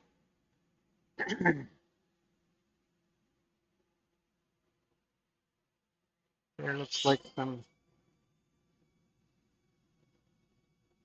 kind of a downfall of doing undercut rims a little bit. There can be places that you end up with little ripples, which I got ripples all the way around there. So I'm not really, what I should be doing is using a softer pad on the sander. We get in there a little bit better, but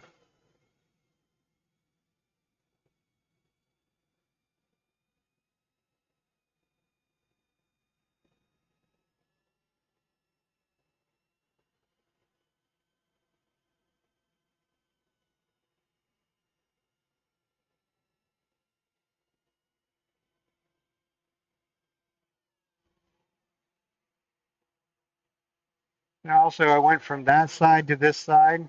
This side the disc is going down, so when I come over here and use the bottom part of it, it's coming back across. It's basically like sanding it in two different directions at one time. It does work quite well, especially if it's big enough bowl to do it with. And this is. We've got our rim. Yep. So that was 120.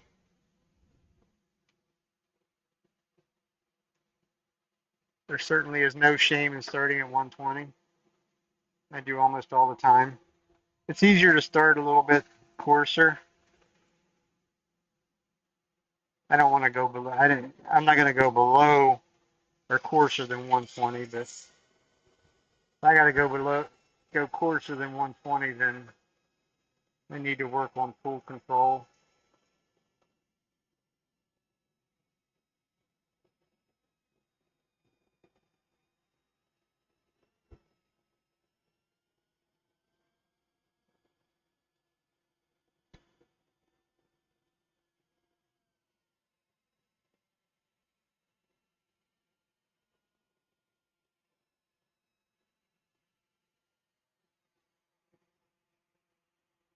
We're just giving that a nice sort of a rounded corner. Not necessarily a full round.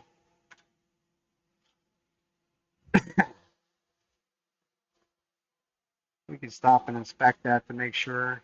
It's always a plus to stop in those types of grits. It really doesn't look like I'm getting up there at the rim the way I should be. We'll have to hit that a little harder. So we'll go to 180.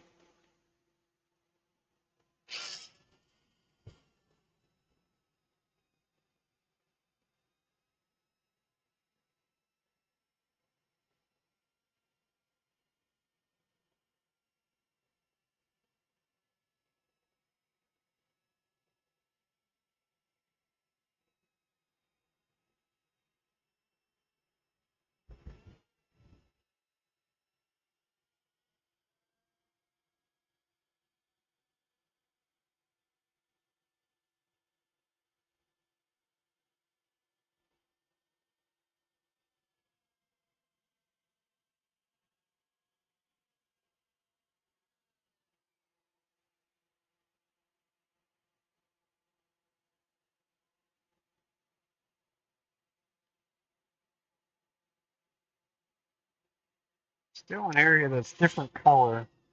That's what I'm looking at. I'm not looking. You can't see scratches, but I can see a different color right there. And it's white, and it's sort of light in color. It's usually an indication, a little bit of a picked up grain or something or other right there. And it's not going to go away. So we'll just hit it a little extra hard without the thing spinning.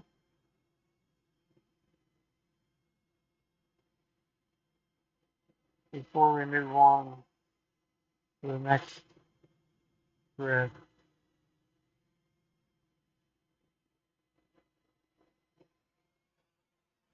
And it's all right at the rim, so very good place, not a good place for something like that to be.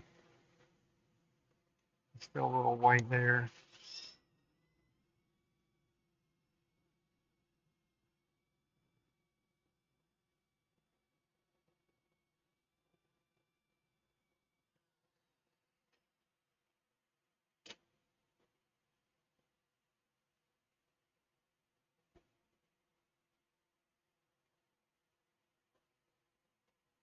I think we have it. This is going to be another one of these kinds of woods that's you're going to be able to feel the grain. And some of that's hard and soft. So as you power sand, well, as you sand period, it doesn't matter whether you sand by hand or power. It's sanding a little bit more quicker on the softer part than it does the harder parts. That was 180. Go to 220.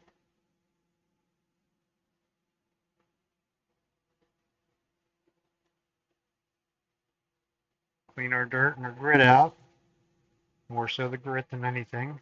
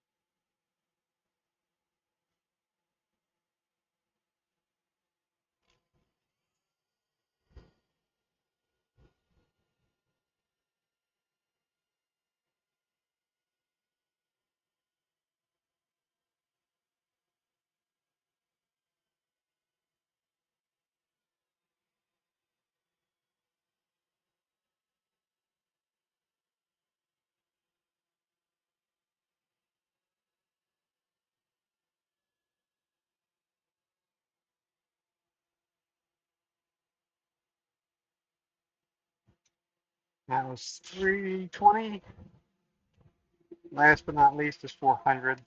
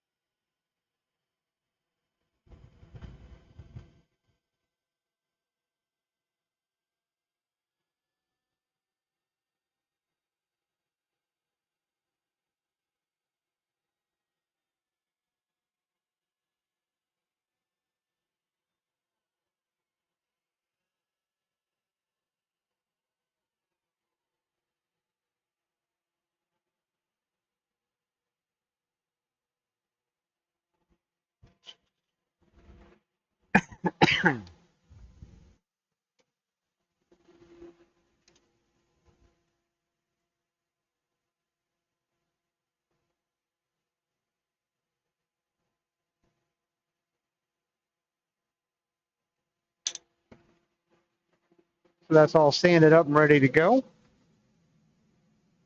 One last inspection.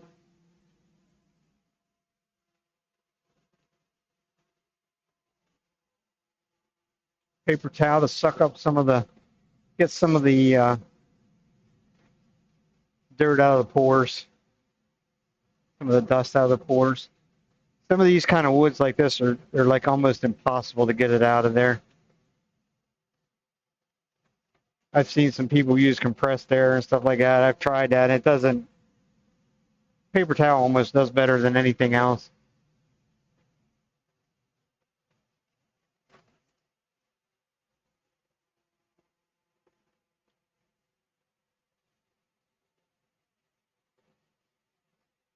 And we should.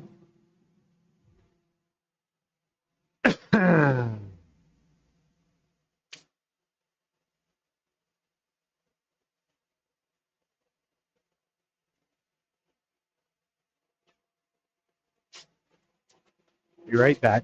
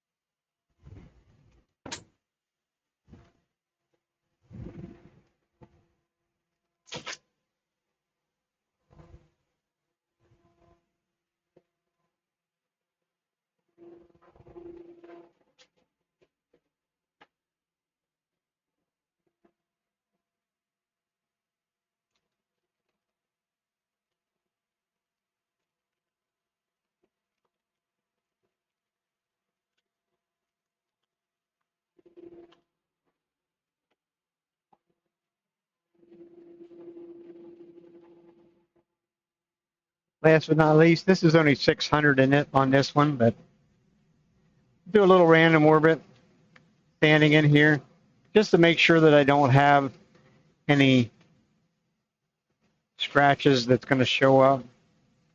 Be nice if I had it in 800, but I don't have 800 in the 3-inch disc. I could do it with hand sandpaper as well, but this will do about the same thing, especially on the inside. The rim I can do otherwise. Of course, all that should have been done before I wiped it off.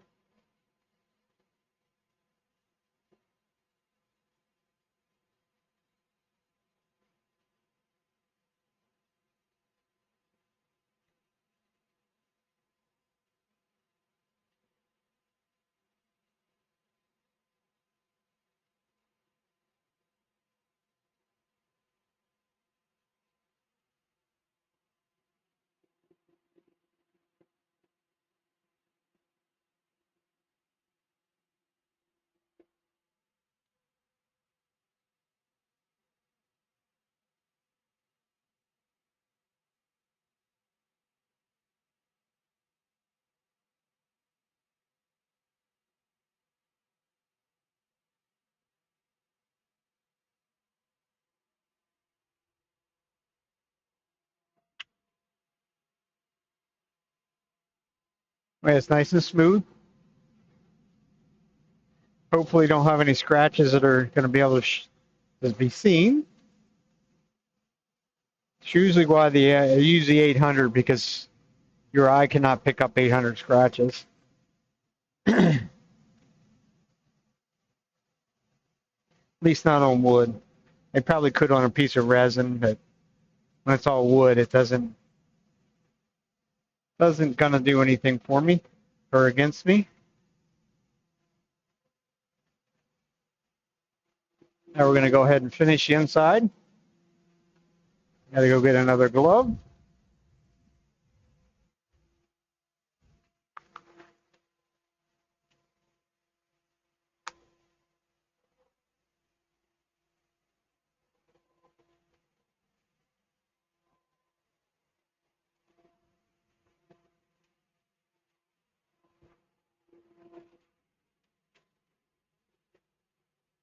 Oh.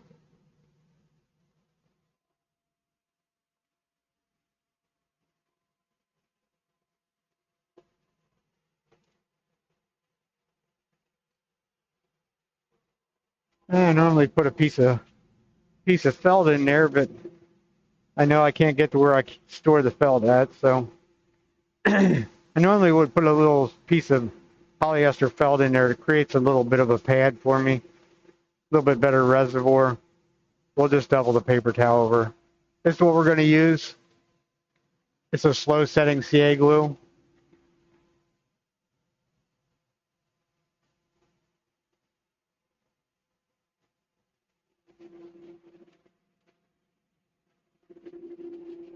We'll use lots of it, plenty of it. We'll start on the end grain.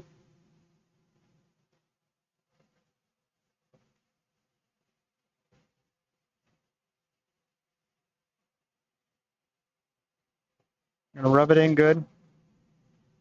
Go around to the other end grain. End grain is going to soak up more than anything anywhere else. And we have 40 seconds to get this done. So we're not going to piss around too much, but we're not going to rush too much either. We're going to keep our plate plenty wet.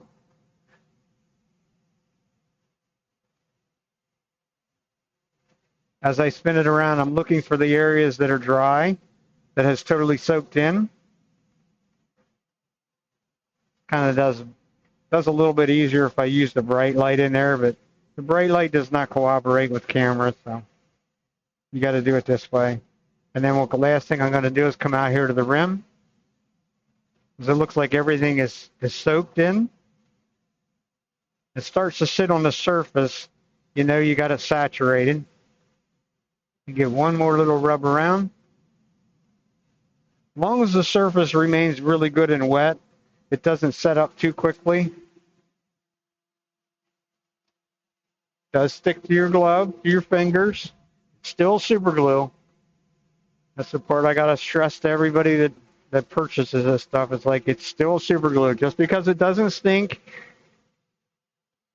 and it's set slowly doesn't mean that it will not stick your fingers fast to something, because it will. Right there's evidence of it. It stuck it right fast to the paper towel.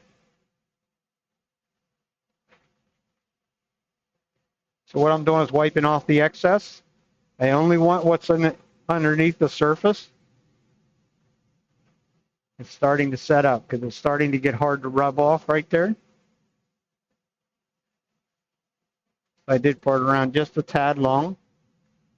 It's not the end of the world if it sets up on you. Just let it go and let it finish setting up. And then you can sand it back a little bit with 800, 600, 800 sandpaper, just in those little areas, and then buff it. Because there's always someplace.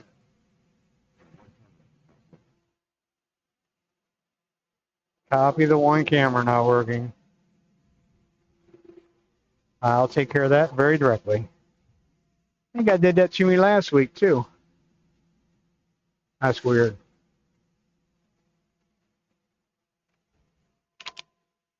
Hold on. I hit this.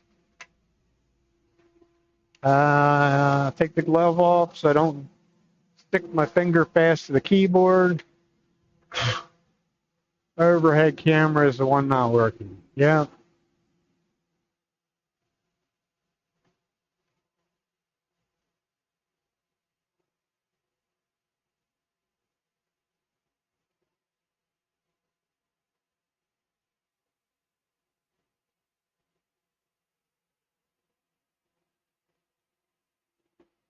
Yep. Now we're good. Thanks for letting me know.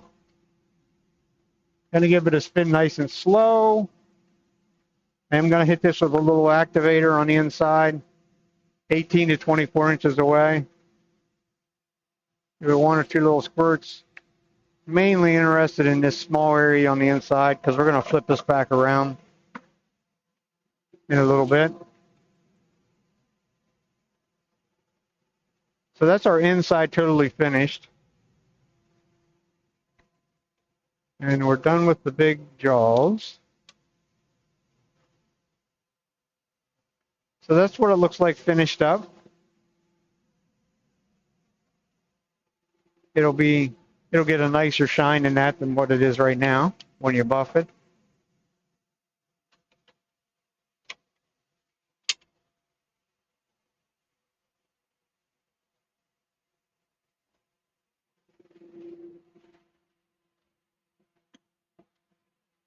Rather than making an idiot out of myself, I'm going to sit that one off to the side for a little bit. just a little bit. We're going to go back to the red one. I need to take this tool rest out before I stab myself with that. This has had probably an hour or more to dry.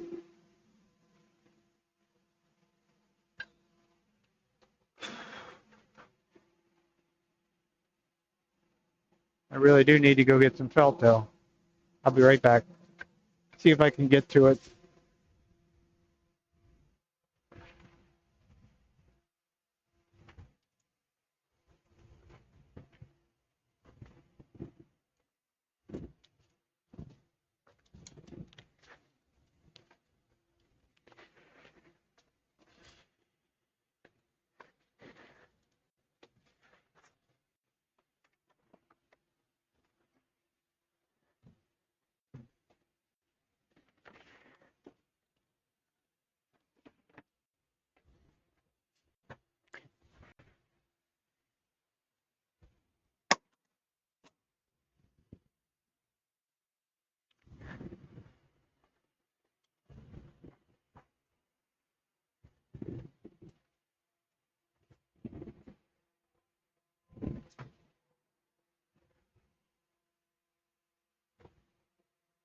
Managed to squeeze back through.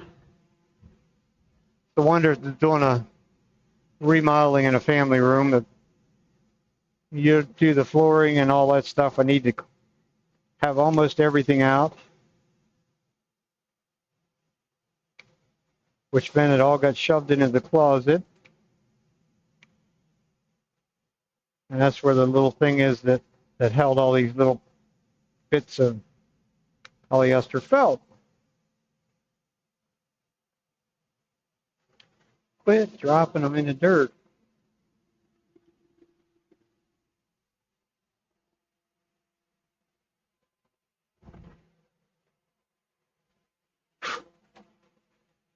A trusty little cup as we throw that on the ground and them in the dirt.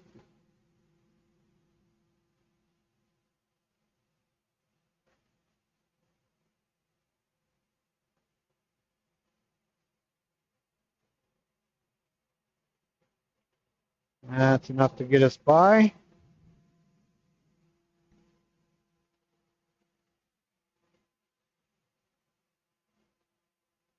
We'll need one for that.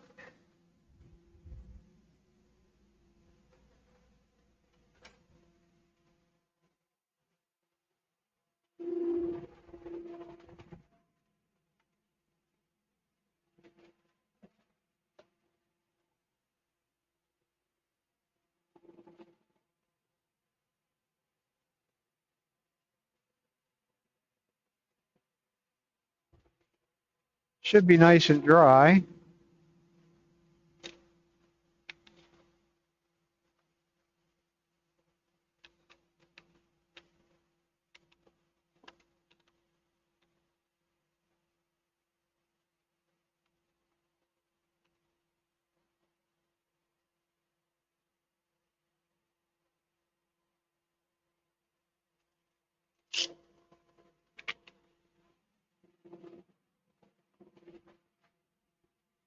Just in case there's any little residue of shellac behind, I'm going to use one of the white Scotch-Brite pads so that if there is any, I scratch it up so that the super glue don't make so much of a mess out of it. Because if this particular one, if it can't soak in, it doesn't know what to do. So it just lays on the surface and creates little rain droplets, basically.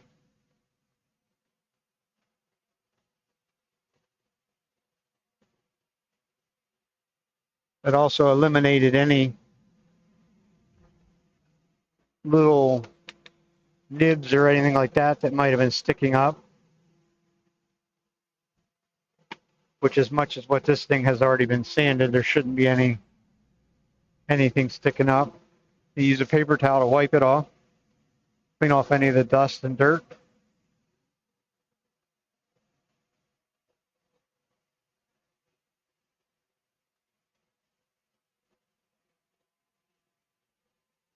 Actually, we're done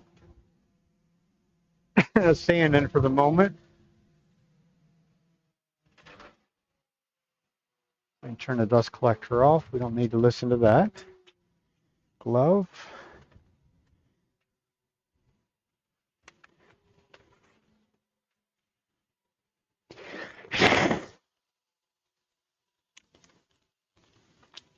As you can see, it's stuck fast to the glove.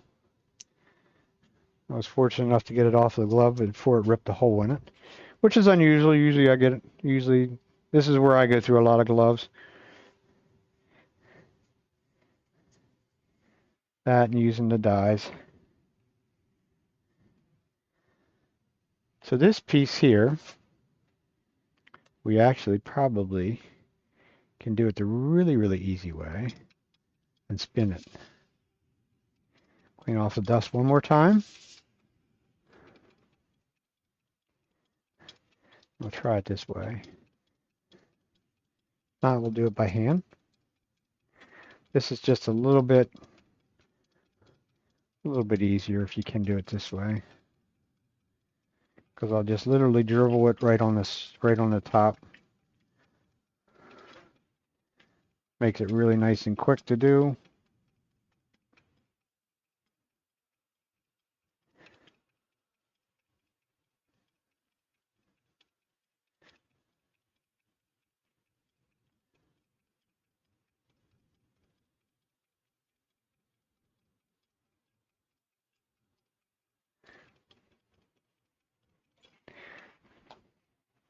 And you can see it reactivates the die again.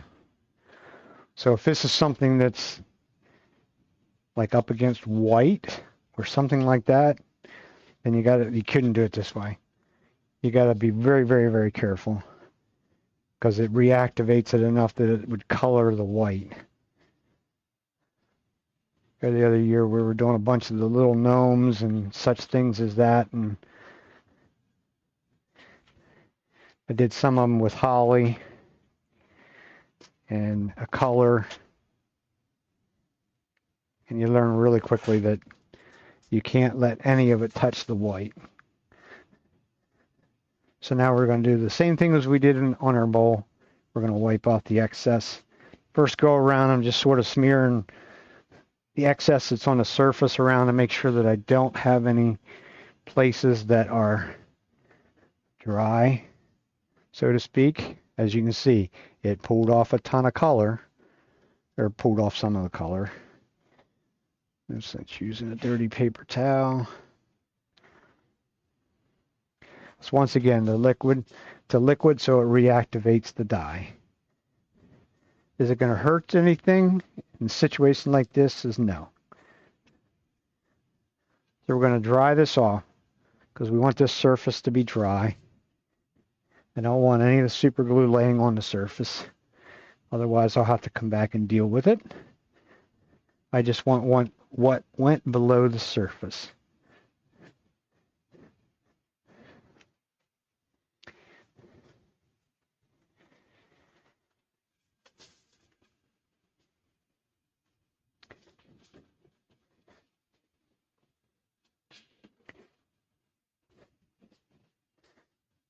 This stuff has a 24-hour cure time, so I won't do anything more to this for 24 hours.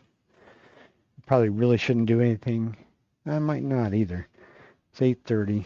We might do something else. I might just let that bowl go till next week or tomorrow. I'm off tomorrow. Wife has a procedure tomorrow.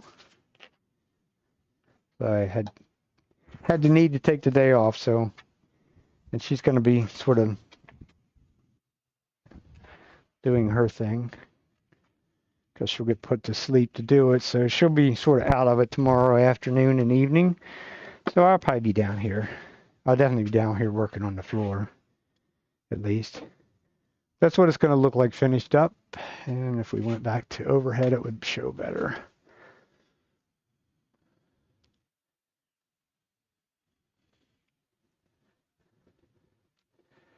Yeah, it looks a little better, except for the light that's in the road.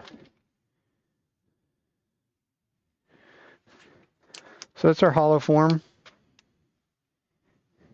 It is not big enough to be a cremation urn, I don't think.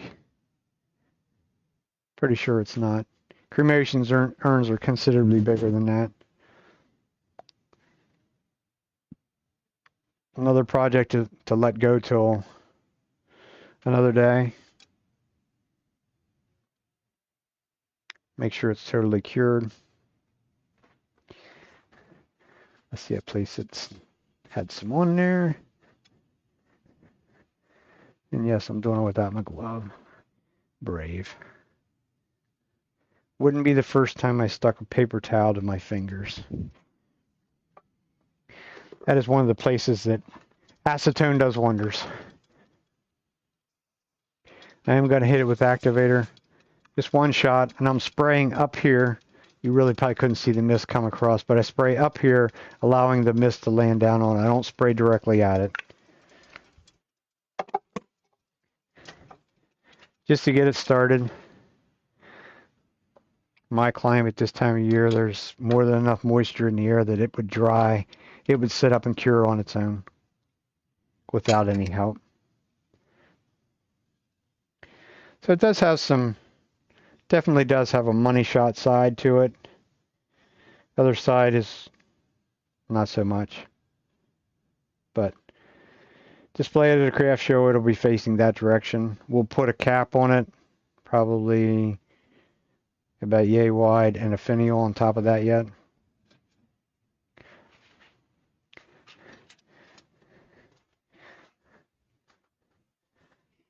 But until that point, then we'll just sit that off to the side. We probably could do this blue one. Switch chucks. The blue one is not going to be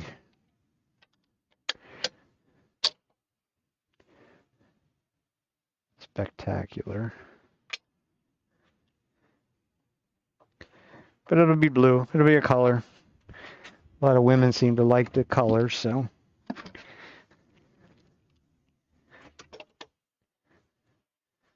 That's generally that's who buys this stuff anyhow.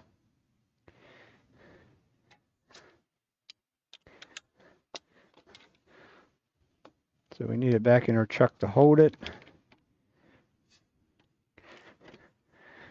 Once again, we're going to take our Scotch-Brite pad.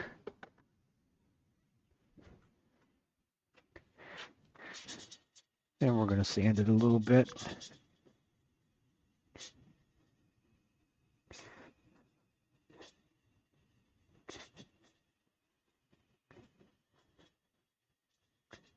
It's definitely not spectacular, that's for sure. Doesn't really have much color variation. It's pretty much one solid color. It's almost like I want to get the dye back out and go back at hit it again with some blue.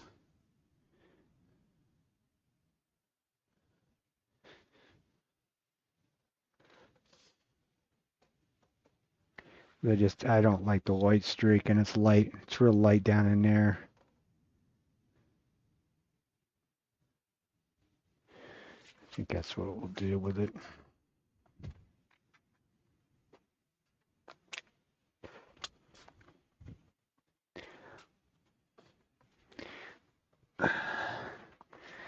See if I can darken it up a little bit more.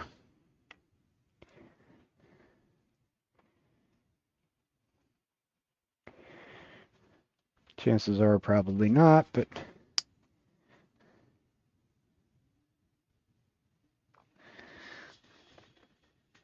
if only it would stay that dark. This is maple, so maple's a little harder to dye than some. I mean, if it's got some figure in it, the other one, the big one, dyed real well as far as absorbing dye. Where this one, for some reason, just doesn't quite want to do the trick.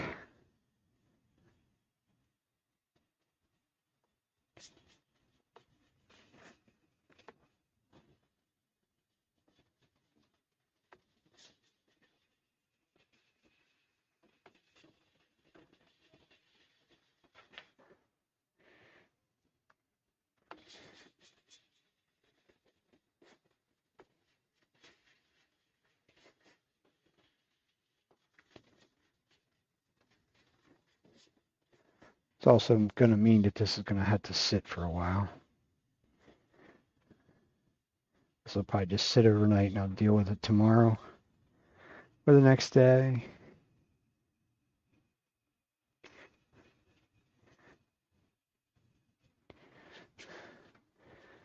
Definitely darkened up some of the lighter areas got darker.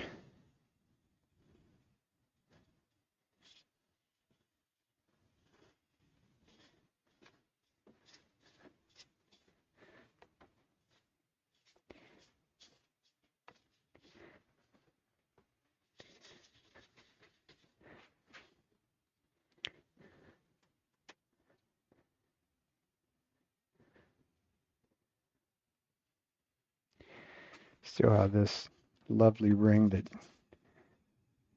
just doesn't quite absorb what it should. Doesn't absorb like the rest of the piece does.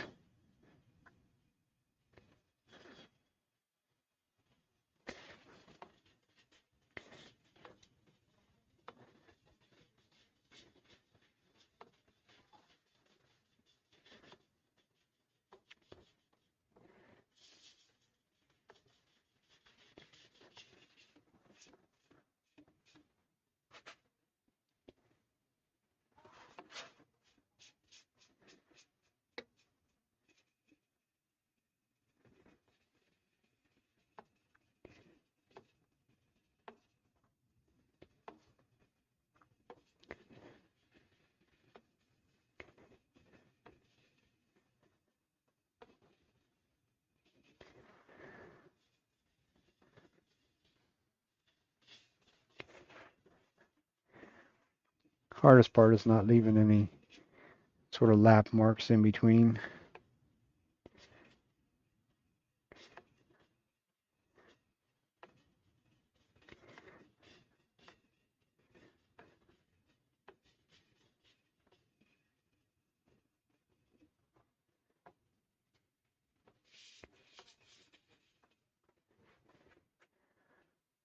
I think at that we'll leave that one go.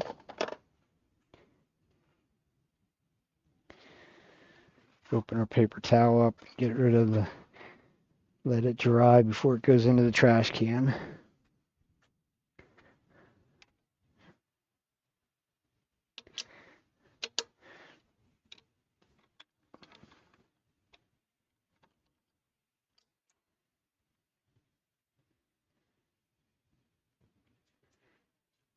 It's now a little bit more uniform blue.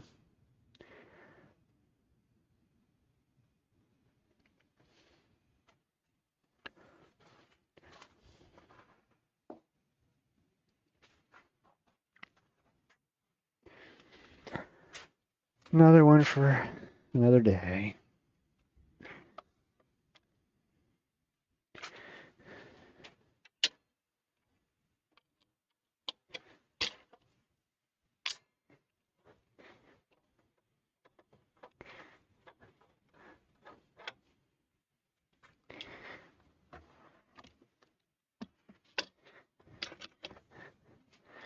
So there's one other thing that we can do. Could do another little plate, but we're going to have to go sharpen some tools to do that.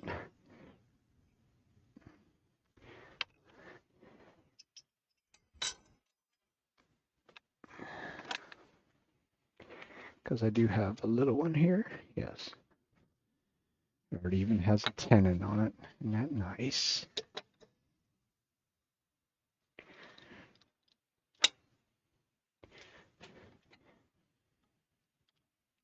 Not that chuck key. Little chuck key, little chuck key.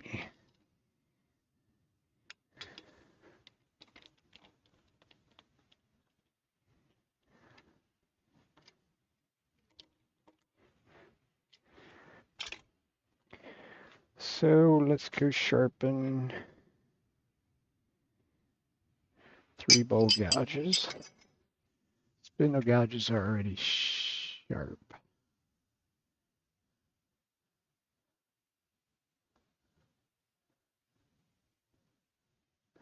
Changed my grinder setup around. I bought a the woodcut platform for the right. Comes with a different kind of a holder. This holder, rather than the Wolverine, this one actually has teeth in it. So it, when you pick the number that you want, it does a much better job of making it more, makes it more repeatable. I guess is the word I'm looking for, than the Wolverine one. I think. We'll see here.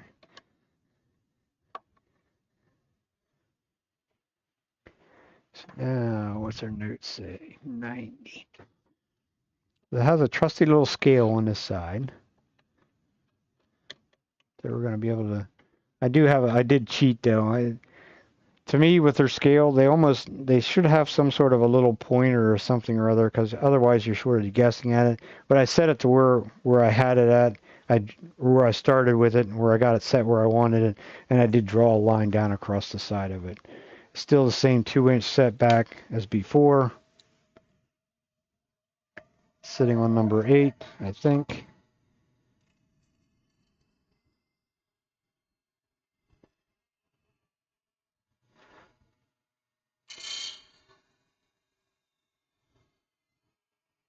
Anytime I can make something more repeatable and easier to do, to me that's the better way of doing it.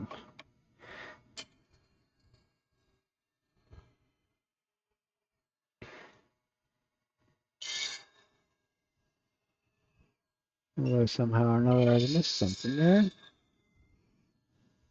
CBN wheels make this make this nice in some aspects. Other aspects it makes it challenging because you can't. There's no sparks coming over the wheel, over the front of the tool. Well, technically there is, but you can't see them. So it makes it a little bit more difficult to see when you have things done right. This one also is allowing me to do my little short bowl gouges basically is wore out because I can see better through it, and it also has a V notch in the back or in this plate, so it really locks onto the round bar much better than the Wolverine did. So that part of it I'm quite happy with. Although this little one is still takes more grinding each time because I don't get it centered as well.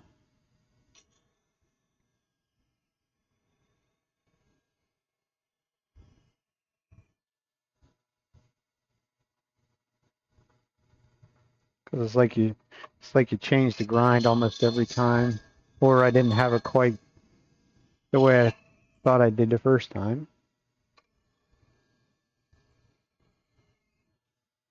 I did go back to the 350 grit wheel, so it looks like I'm grinding a lot. I'm not. It's just the fact that it's such a fine wheel. And now we can do our 40-40. And all I have to do is change the jig setting. Once again, it's got the locking teeth, so I should be able to get that. We'll see here. Should be able to get that very accurate each time. At least that's the thoughts.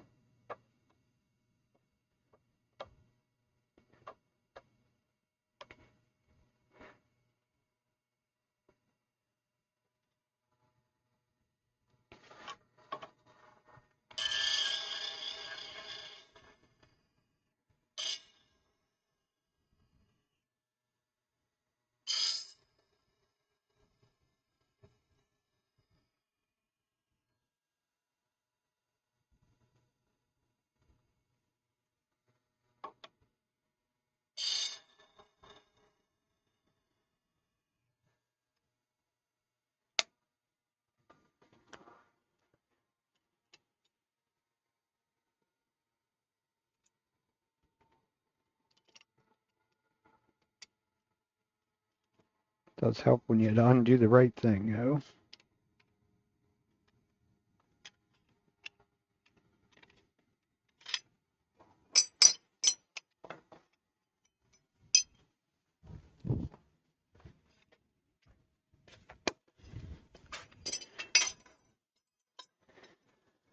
But it only takes a short second to get things back to where they belong.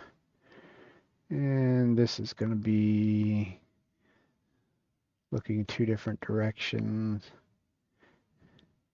And we can bring things in. So this is just a small little plate. That's collection hose out of the road. Bring that down a little bit so you can really see what's going on.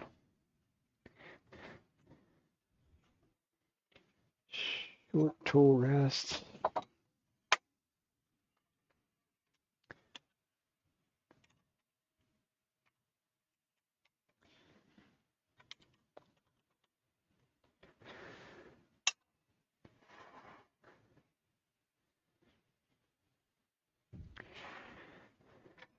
This is where we use our little short bowl gouge. And what I mean by short, you can see the difference between the two.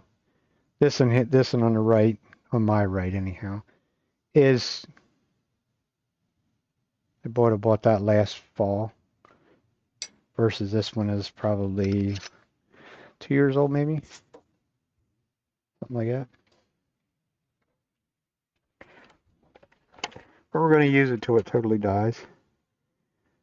Now we're dealing with small wood. And the speed will be much higher. This is a white birch.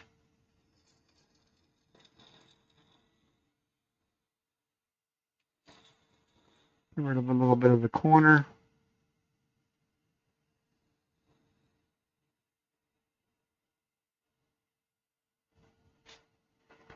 And sort of flatten that out. I think what I was doing with these. That's what I did, is just get it flat. We're going to use a little bit of a recess in this. Now, I'm not really a big fan of recesses. But you'll see, I'm going to do a recess that's going to be totally different than what I normally would do.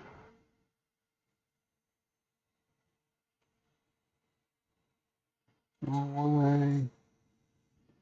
So there's our recess, the size of our recess, put it that way. So we're going to put a bead in there. Actually, we'll put 2 beads in there.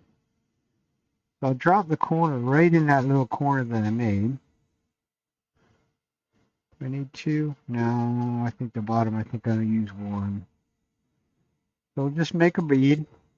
This is a beading tool. It'll make pretty much a perfect bead every time.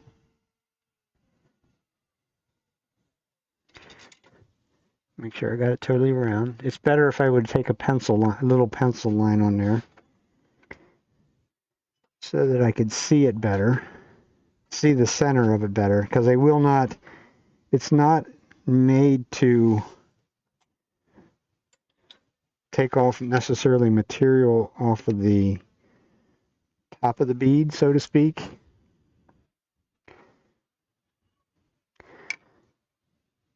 And now we're going to dish this out. I should have. A little easier to do some of it with the bowl gouge. And then we can go back, flatten this out a little bit.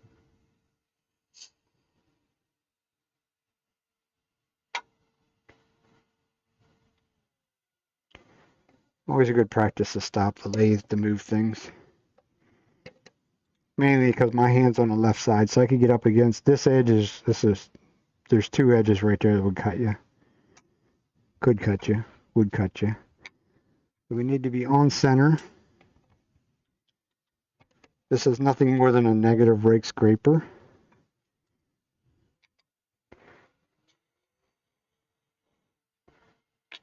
So we're going to go in here and we're going to clean off this fairly flat. into that corner.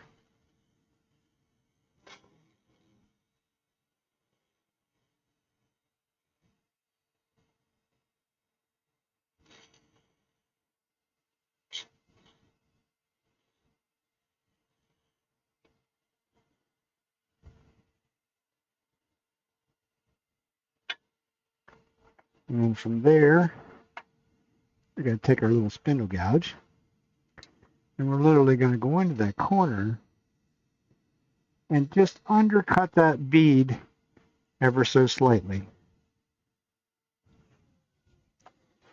Let me see if I'm deep enough. It should be deep enough, but let's check. That's what I'm going to hold it with right there. I don't want it too deep. Could have made it a little bit smaller. So that's what that'll hold it. Go the right way.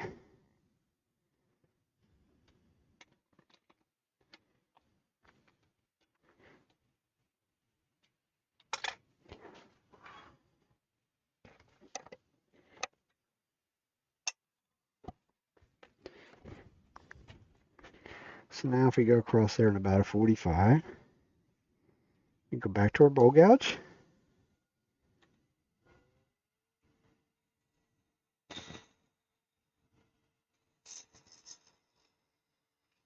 And we'll make this a little bit of a curve. Just a nice shallow little curve.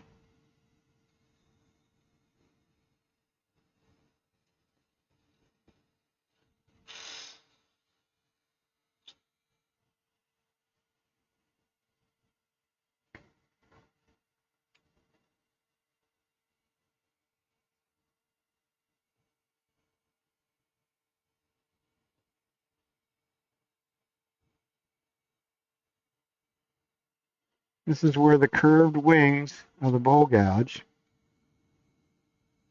does wonders for you, because that matches the curve that I just made. Because I'm basically using the wing as the curved part of the bowl, the plate.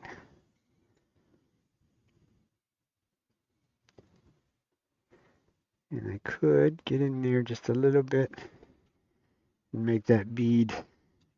I'm going to do it a little differently rather than screwing it up, the bowl gouge in there.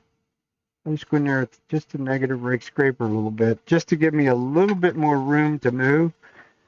And then I can sneak in there, sit the bevel of the bowl gouge right on that bead, and make our curve. Of course, the only downfall of that is we left a little flat right there, but this is a white birch. It's very, very soft. So now we're going to give that a little sand. And we probably don't need a dust collector for that. I'm not going to sand that much, because everything is nice and smooth already. Cut cleanly.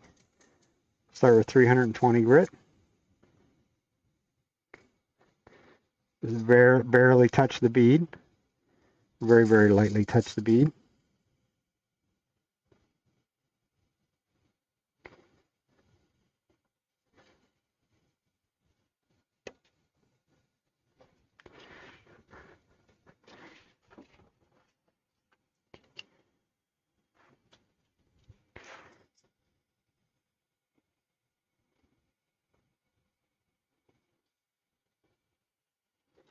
You really don't need to sand those beads at all when it comes right down to it. People that are doing the baskets of illusion and stuff like that really don't even sand them. But this is a softer wood, so has a tendency not to be quite as clean and crisp. Although this one looks like it is.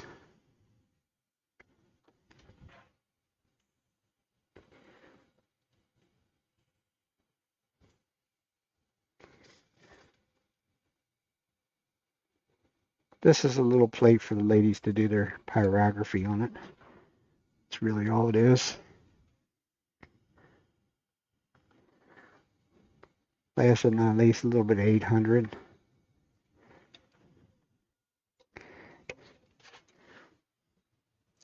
Gives them a place to sign their name on the bottom. Gives it a little detail on the bottom. Also can keep somebody scratching their head a little bit as to how you do things. Did something like that. Because as you can see, you probably really can't see because I can't get you in there close enough. There's just tiny little bit in there that's a little bit undercut for the jaws to register on.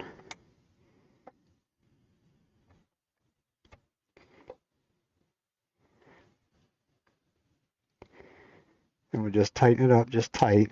I'm not going to bear down on it because you could split a piece like this, you could probably split it right in half. So if we did everything right, and everything looks good, this front face is not true, but everything back there is nice and true. So now we can go back and finish the bowl, the top part.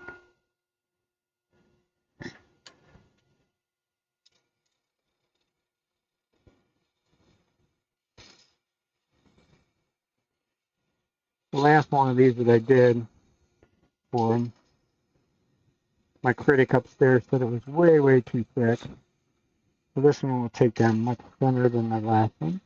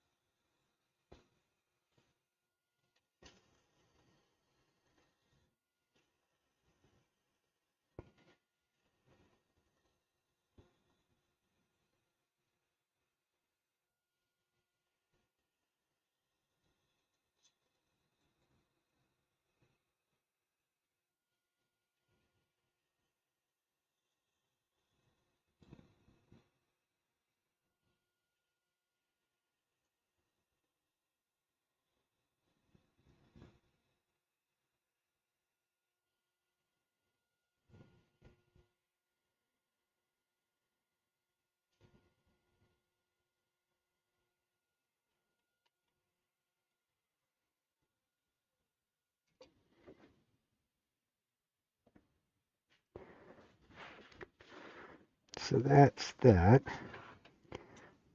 So in order to make this outside one a full bead, we'll do our beading here.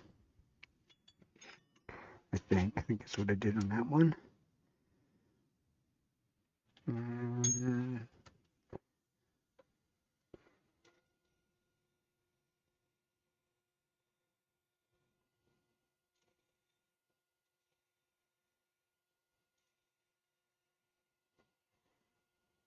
Needs to be pretty flat. It can't be cockeyed.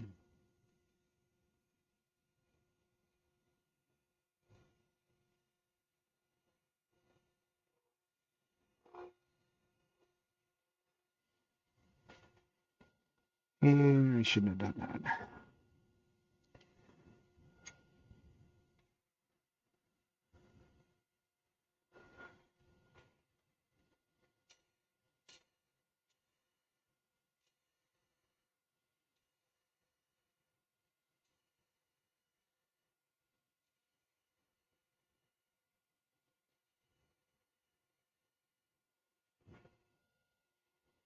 So you should have. That's when you say, well, you should have done that before you did the rest of that stuff.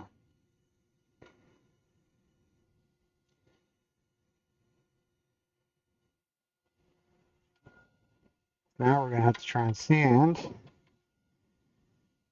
between the chuck and the piece, which we'll do very carefully like.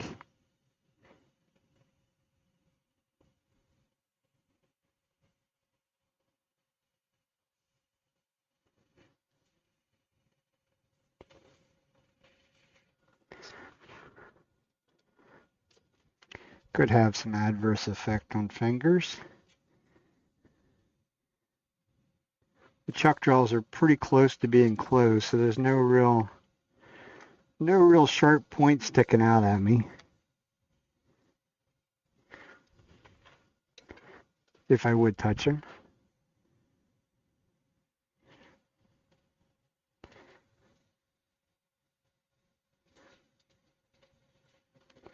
So it shouldn't take a chunk of skin with it. Keyword would be shouldn't. Now, you can do the really tricky part. Now we're going to go in here.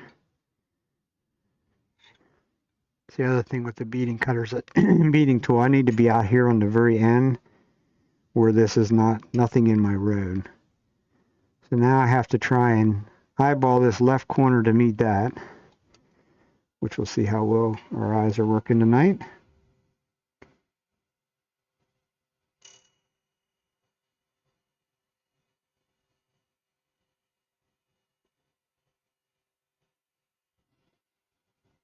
Actually working pretty good. Except I should have marked. The ideal way to do this is to mark them both first and then cut them. That'll be just fine. The reason I say that, it's very hard to get this corner to go down into that groove. It's easier to go along and mark them. Mark 3 or 4 of them, or however many you're going to put in. In this case, there's just going to be 2. And then go back and actually cut them. You make out better, don't that way. At least that's what I was taught to do with them. Put it that way. So now we can clean out the inside. We'll go back to our bowl gouge for that. And we won't clean, there again, we're not going to clean out a bunch. The inside of this is sort of going to look very similar to the outside, or the back side. And I'll leave it flat for them to do their pyrography on. You can go in both directions even. Just have to be careful out here. I probably won't even go the whole way out to the bead, because if I slip, I'm going to mess up the bead. I just go back to my scraper for that, because it allows me to get into this corner much, much easier than the bowl gouge will. Less chance of messing things up.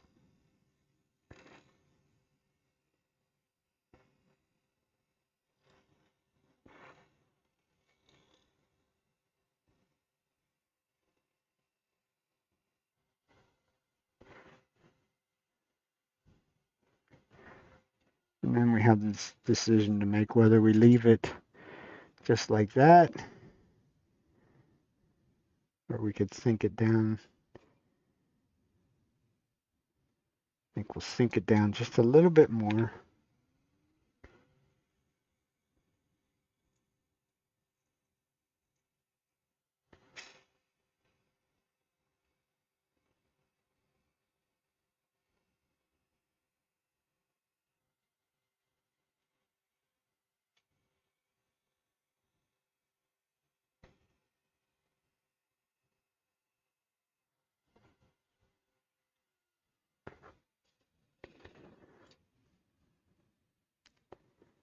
What I'm looking for is pretty much a flat surface.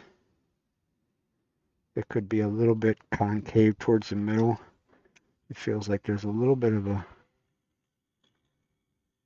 lump in the middle.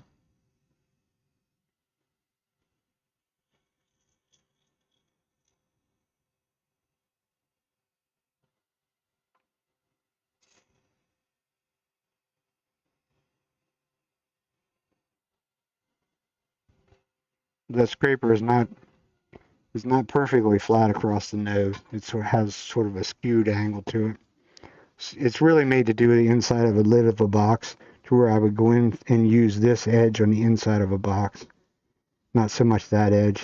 That's why it's skewed back, and actually even has a little bit of a radius to it, so that when you get into the bottom like there, I'm not contacting that entire 3/4 of an inch of material, or 3/4 of an inch of cutter.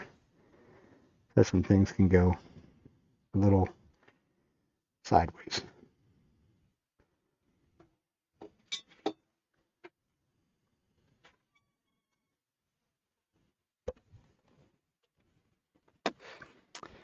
So once again, we're back to our trusty sanding away.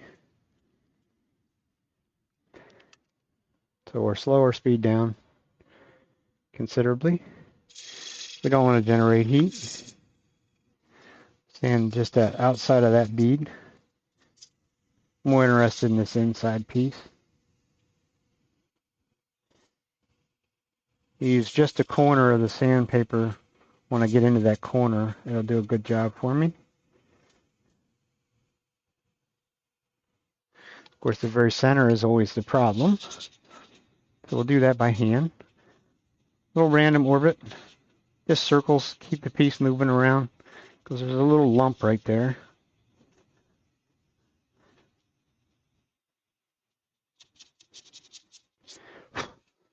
Little lump is going to be a problem. Go with the grain. Go across the little lumpy.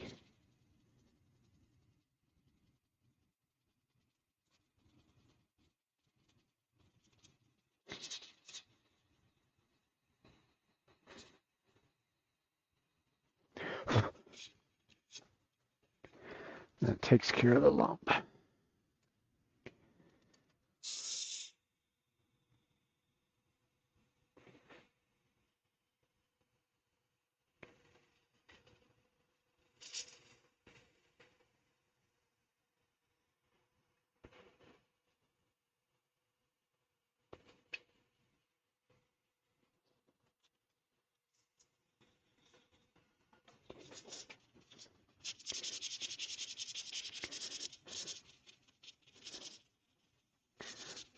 Something like this, the center was hardly moving, so that's why when I stop, I go back and hit that center part just a little bit more.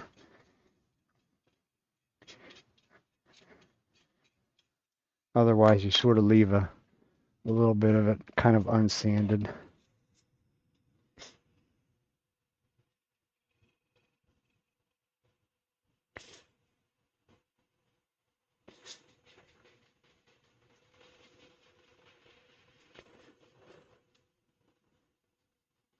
And we keep our sandpaper moving quite quickly because we're sanding radial scratches in there each time in each grit. So we keep them from being perfect circles. Makes it a little easier. And we got to cut a little bit off of this.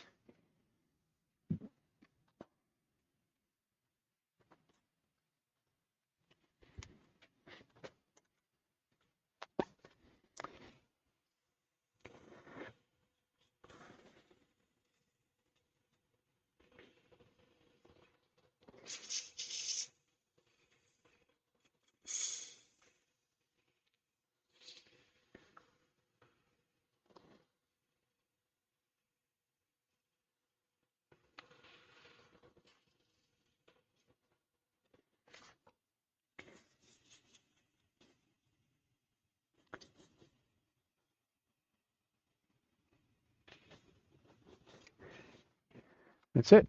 Little plate. It's now 9 o'clock. Time to quit.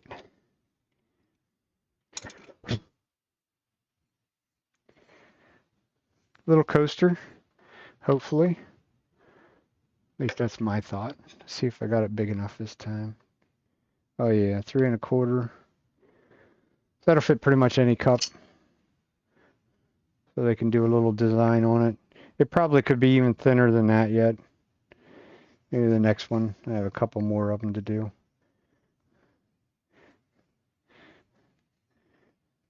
Definitely left a mark back there where I sanded and recut things.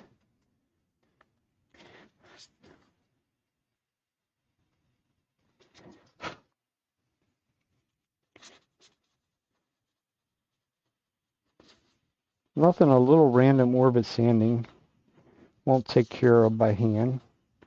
It's also 800 grit paper.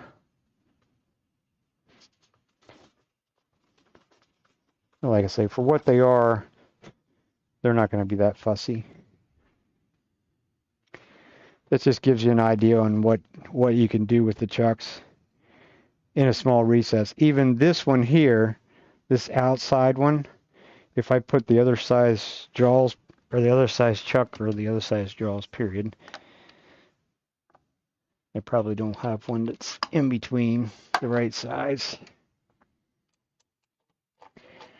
So if I close that one up, yep. So I could go back if I was so minded and wanted to. Let's widen that back out. If I wanted to, if I wanted to go back and readdress this, or if I go upstairs and my wife, because there is one upstairs that I could do the same thing with, and I probably will one of these days. I could still take that on the bigger jaws, expand them out into that bead, and I could put this back on, and I could return this hole outside again to make it whatever you want. Just not putting a lot of pressure. I'm not using two hands to expand them jaws, because it definitely would break something like this. But it's more than enough holding power to be able to flip this back around and do something different with this, if you so choose. Just a tip of the day, I guess you'd say.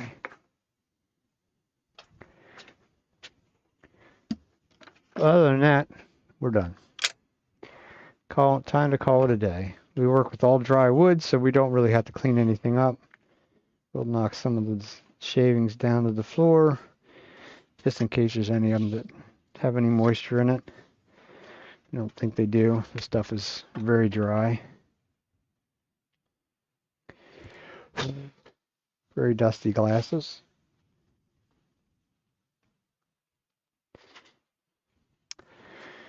But other than that, that's going to be it for me for today.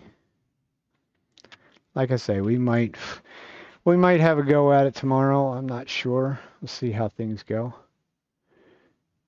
as to whether we do anything tomorrow or not.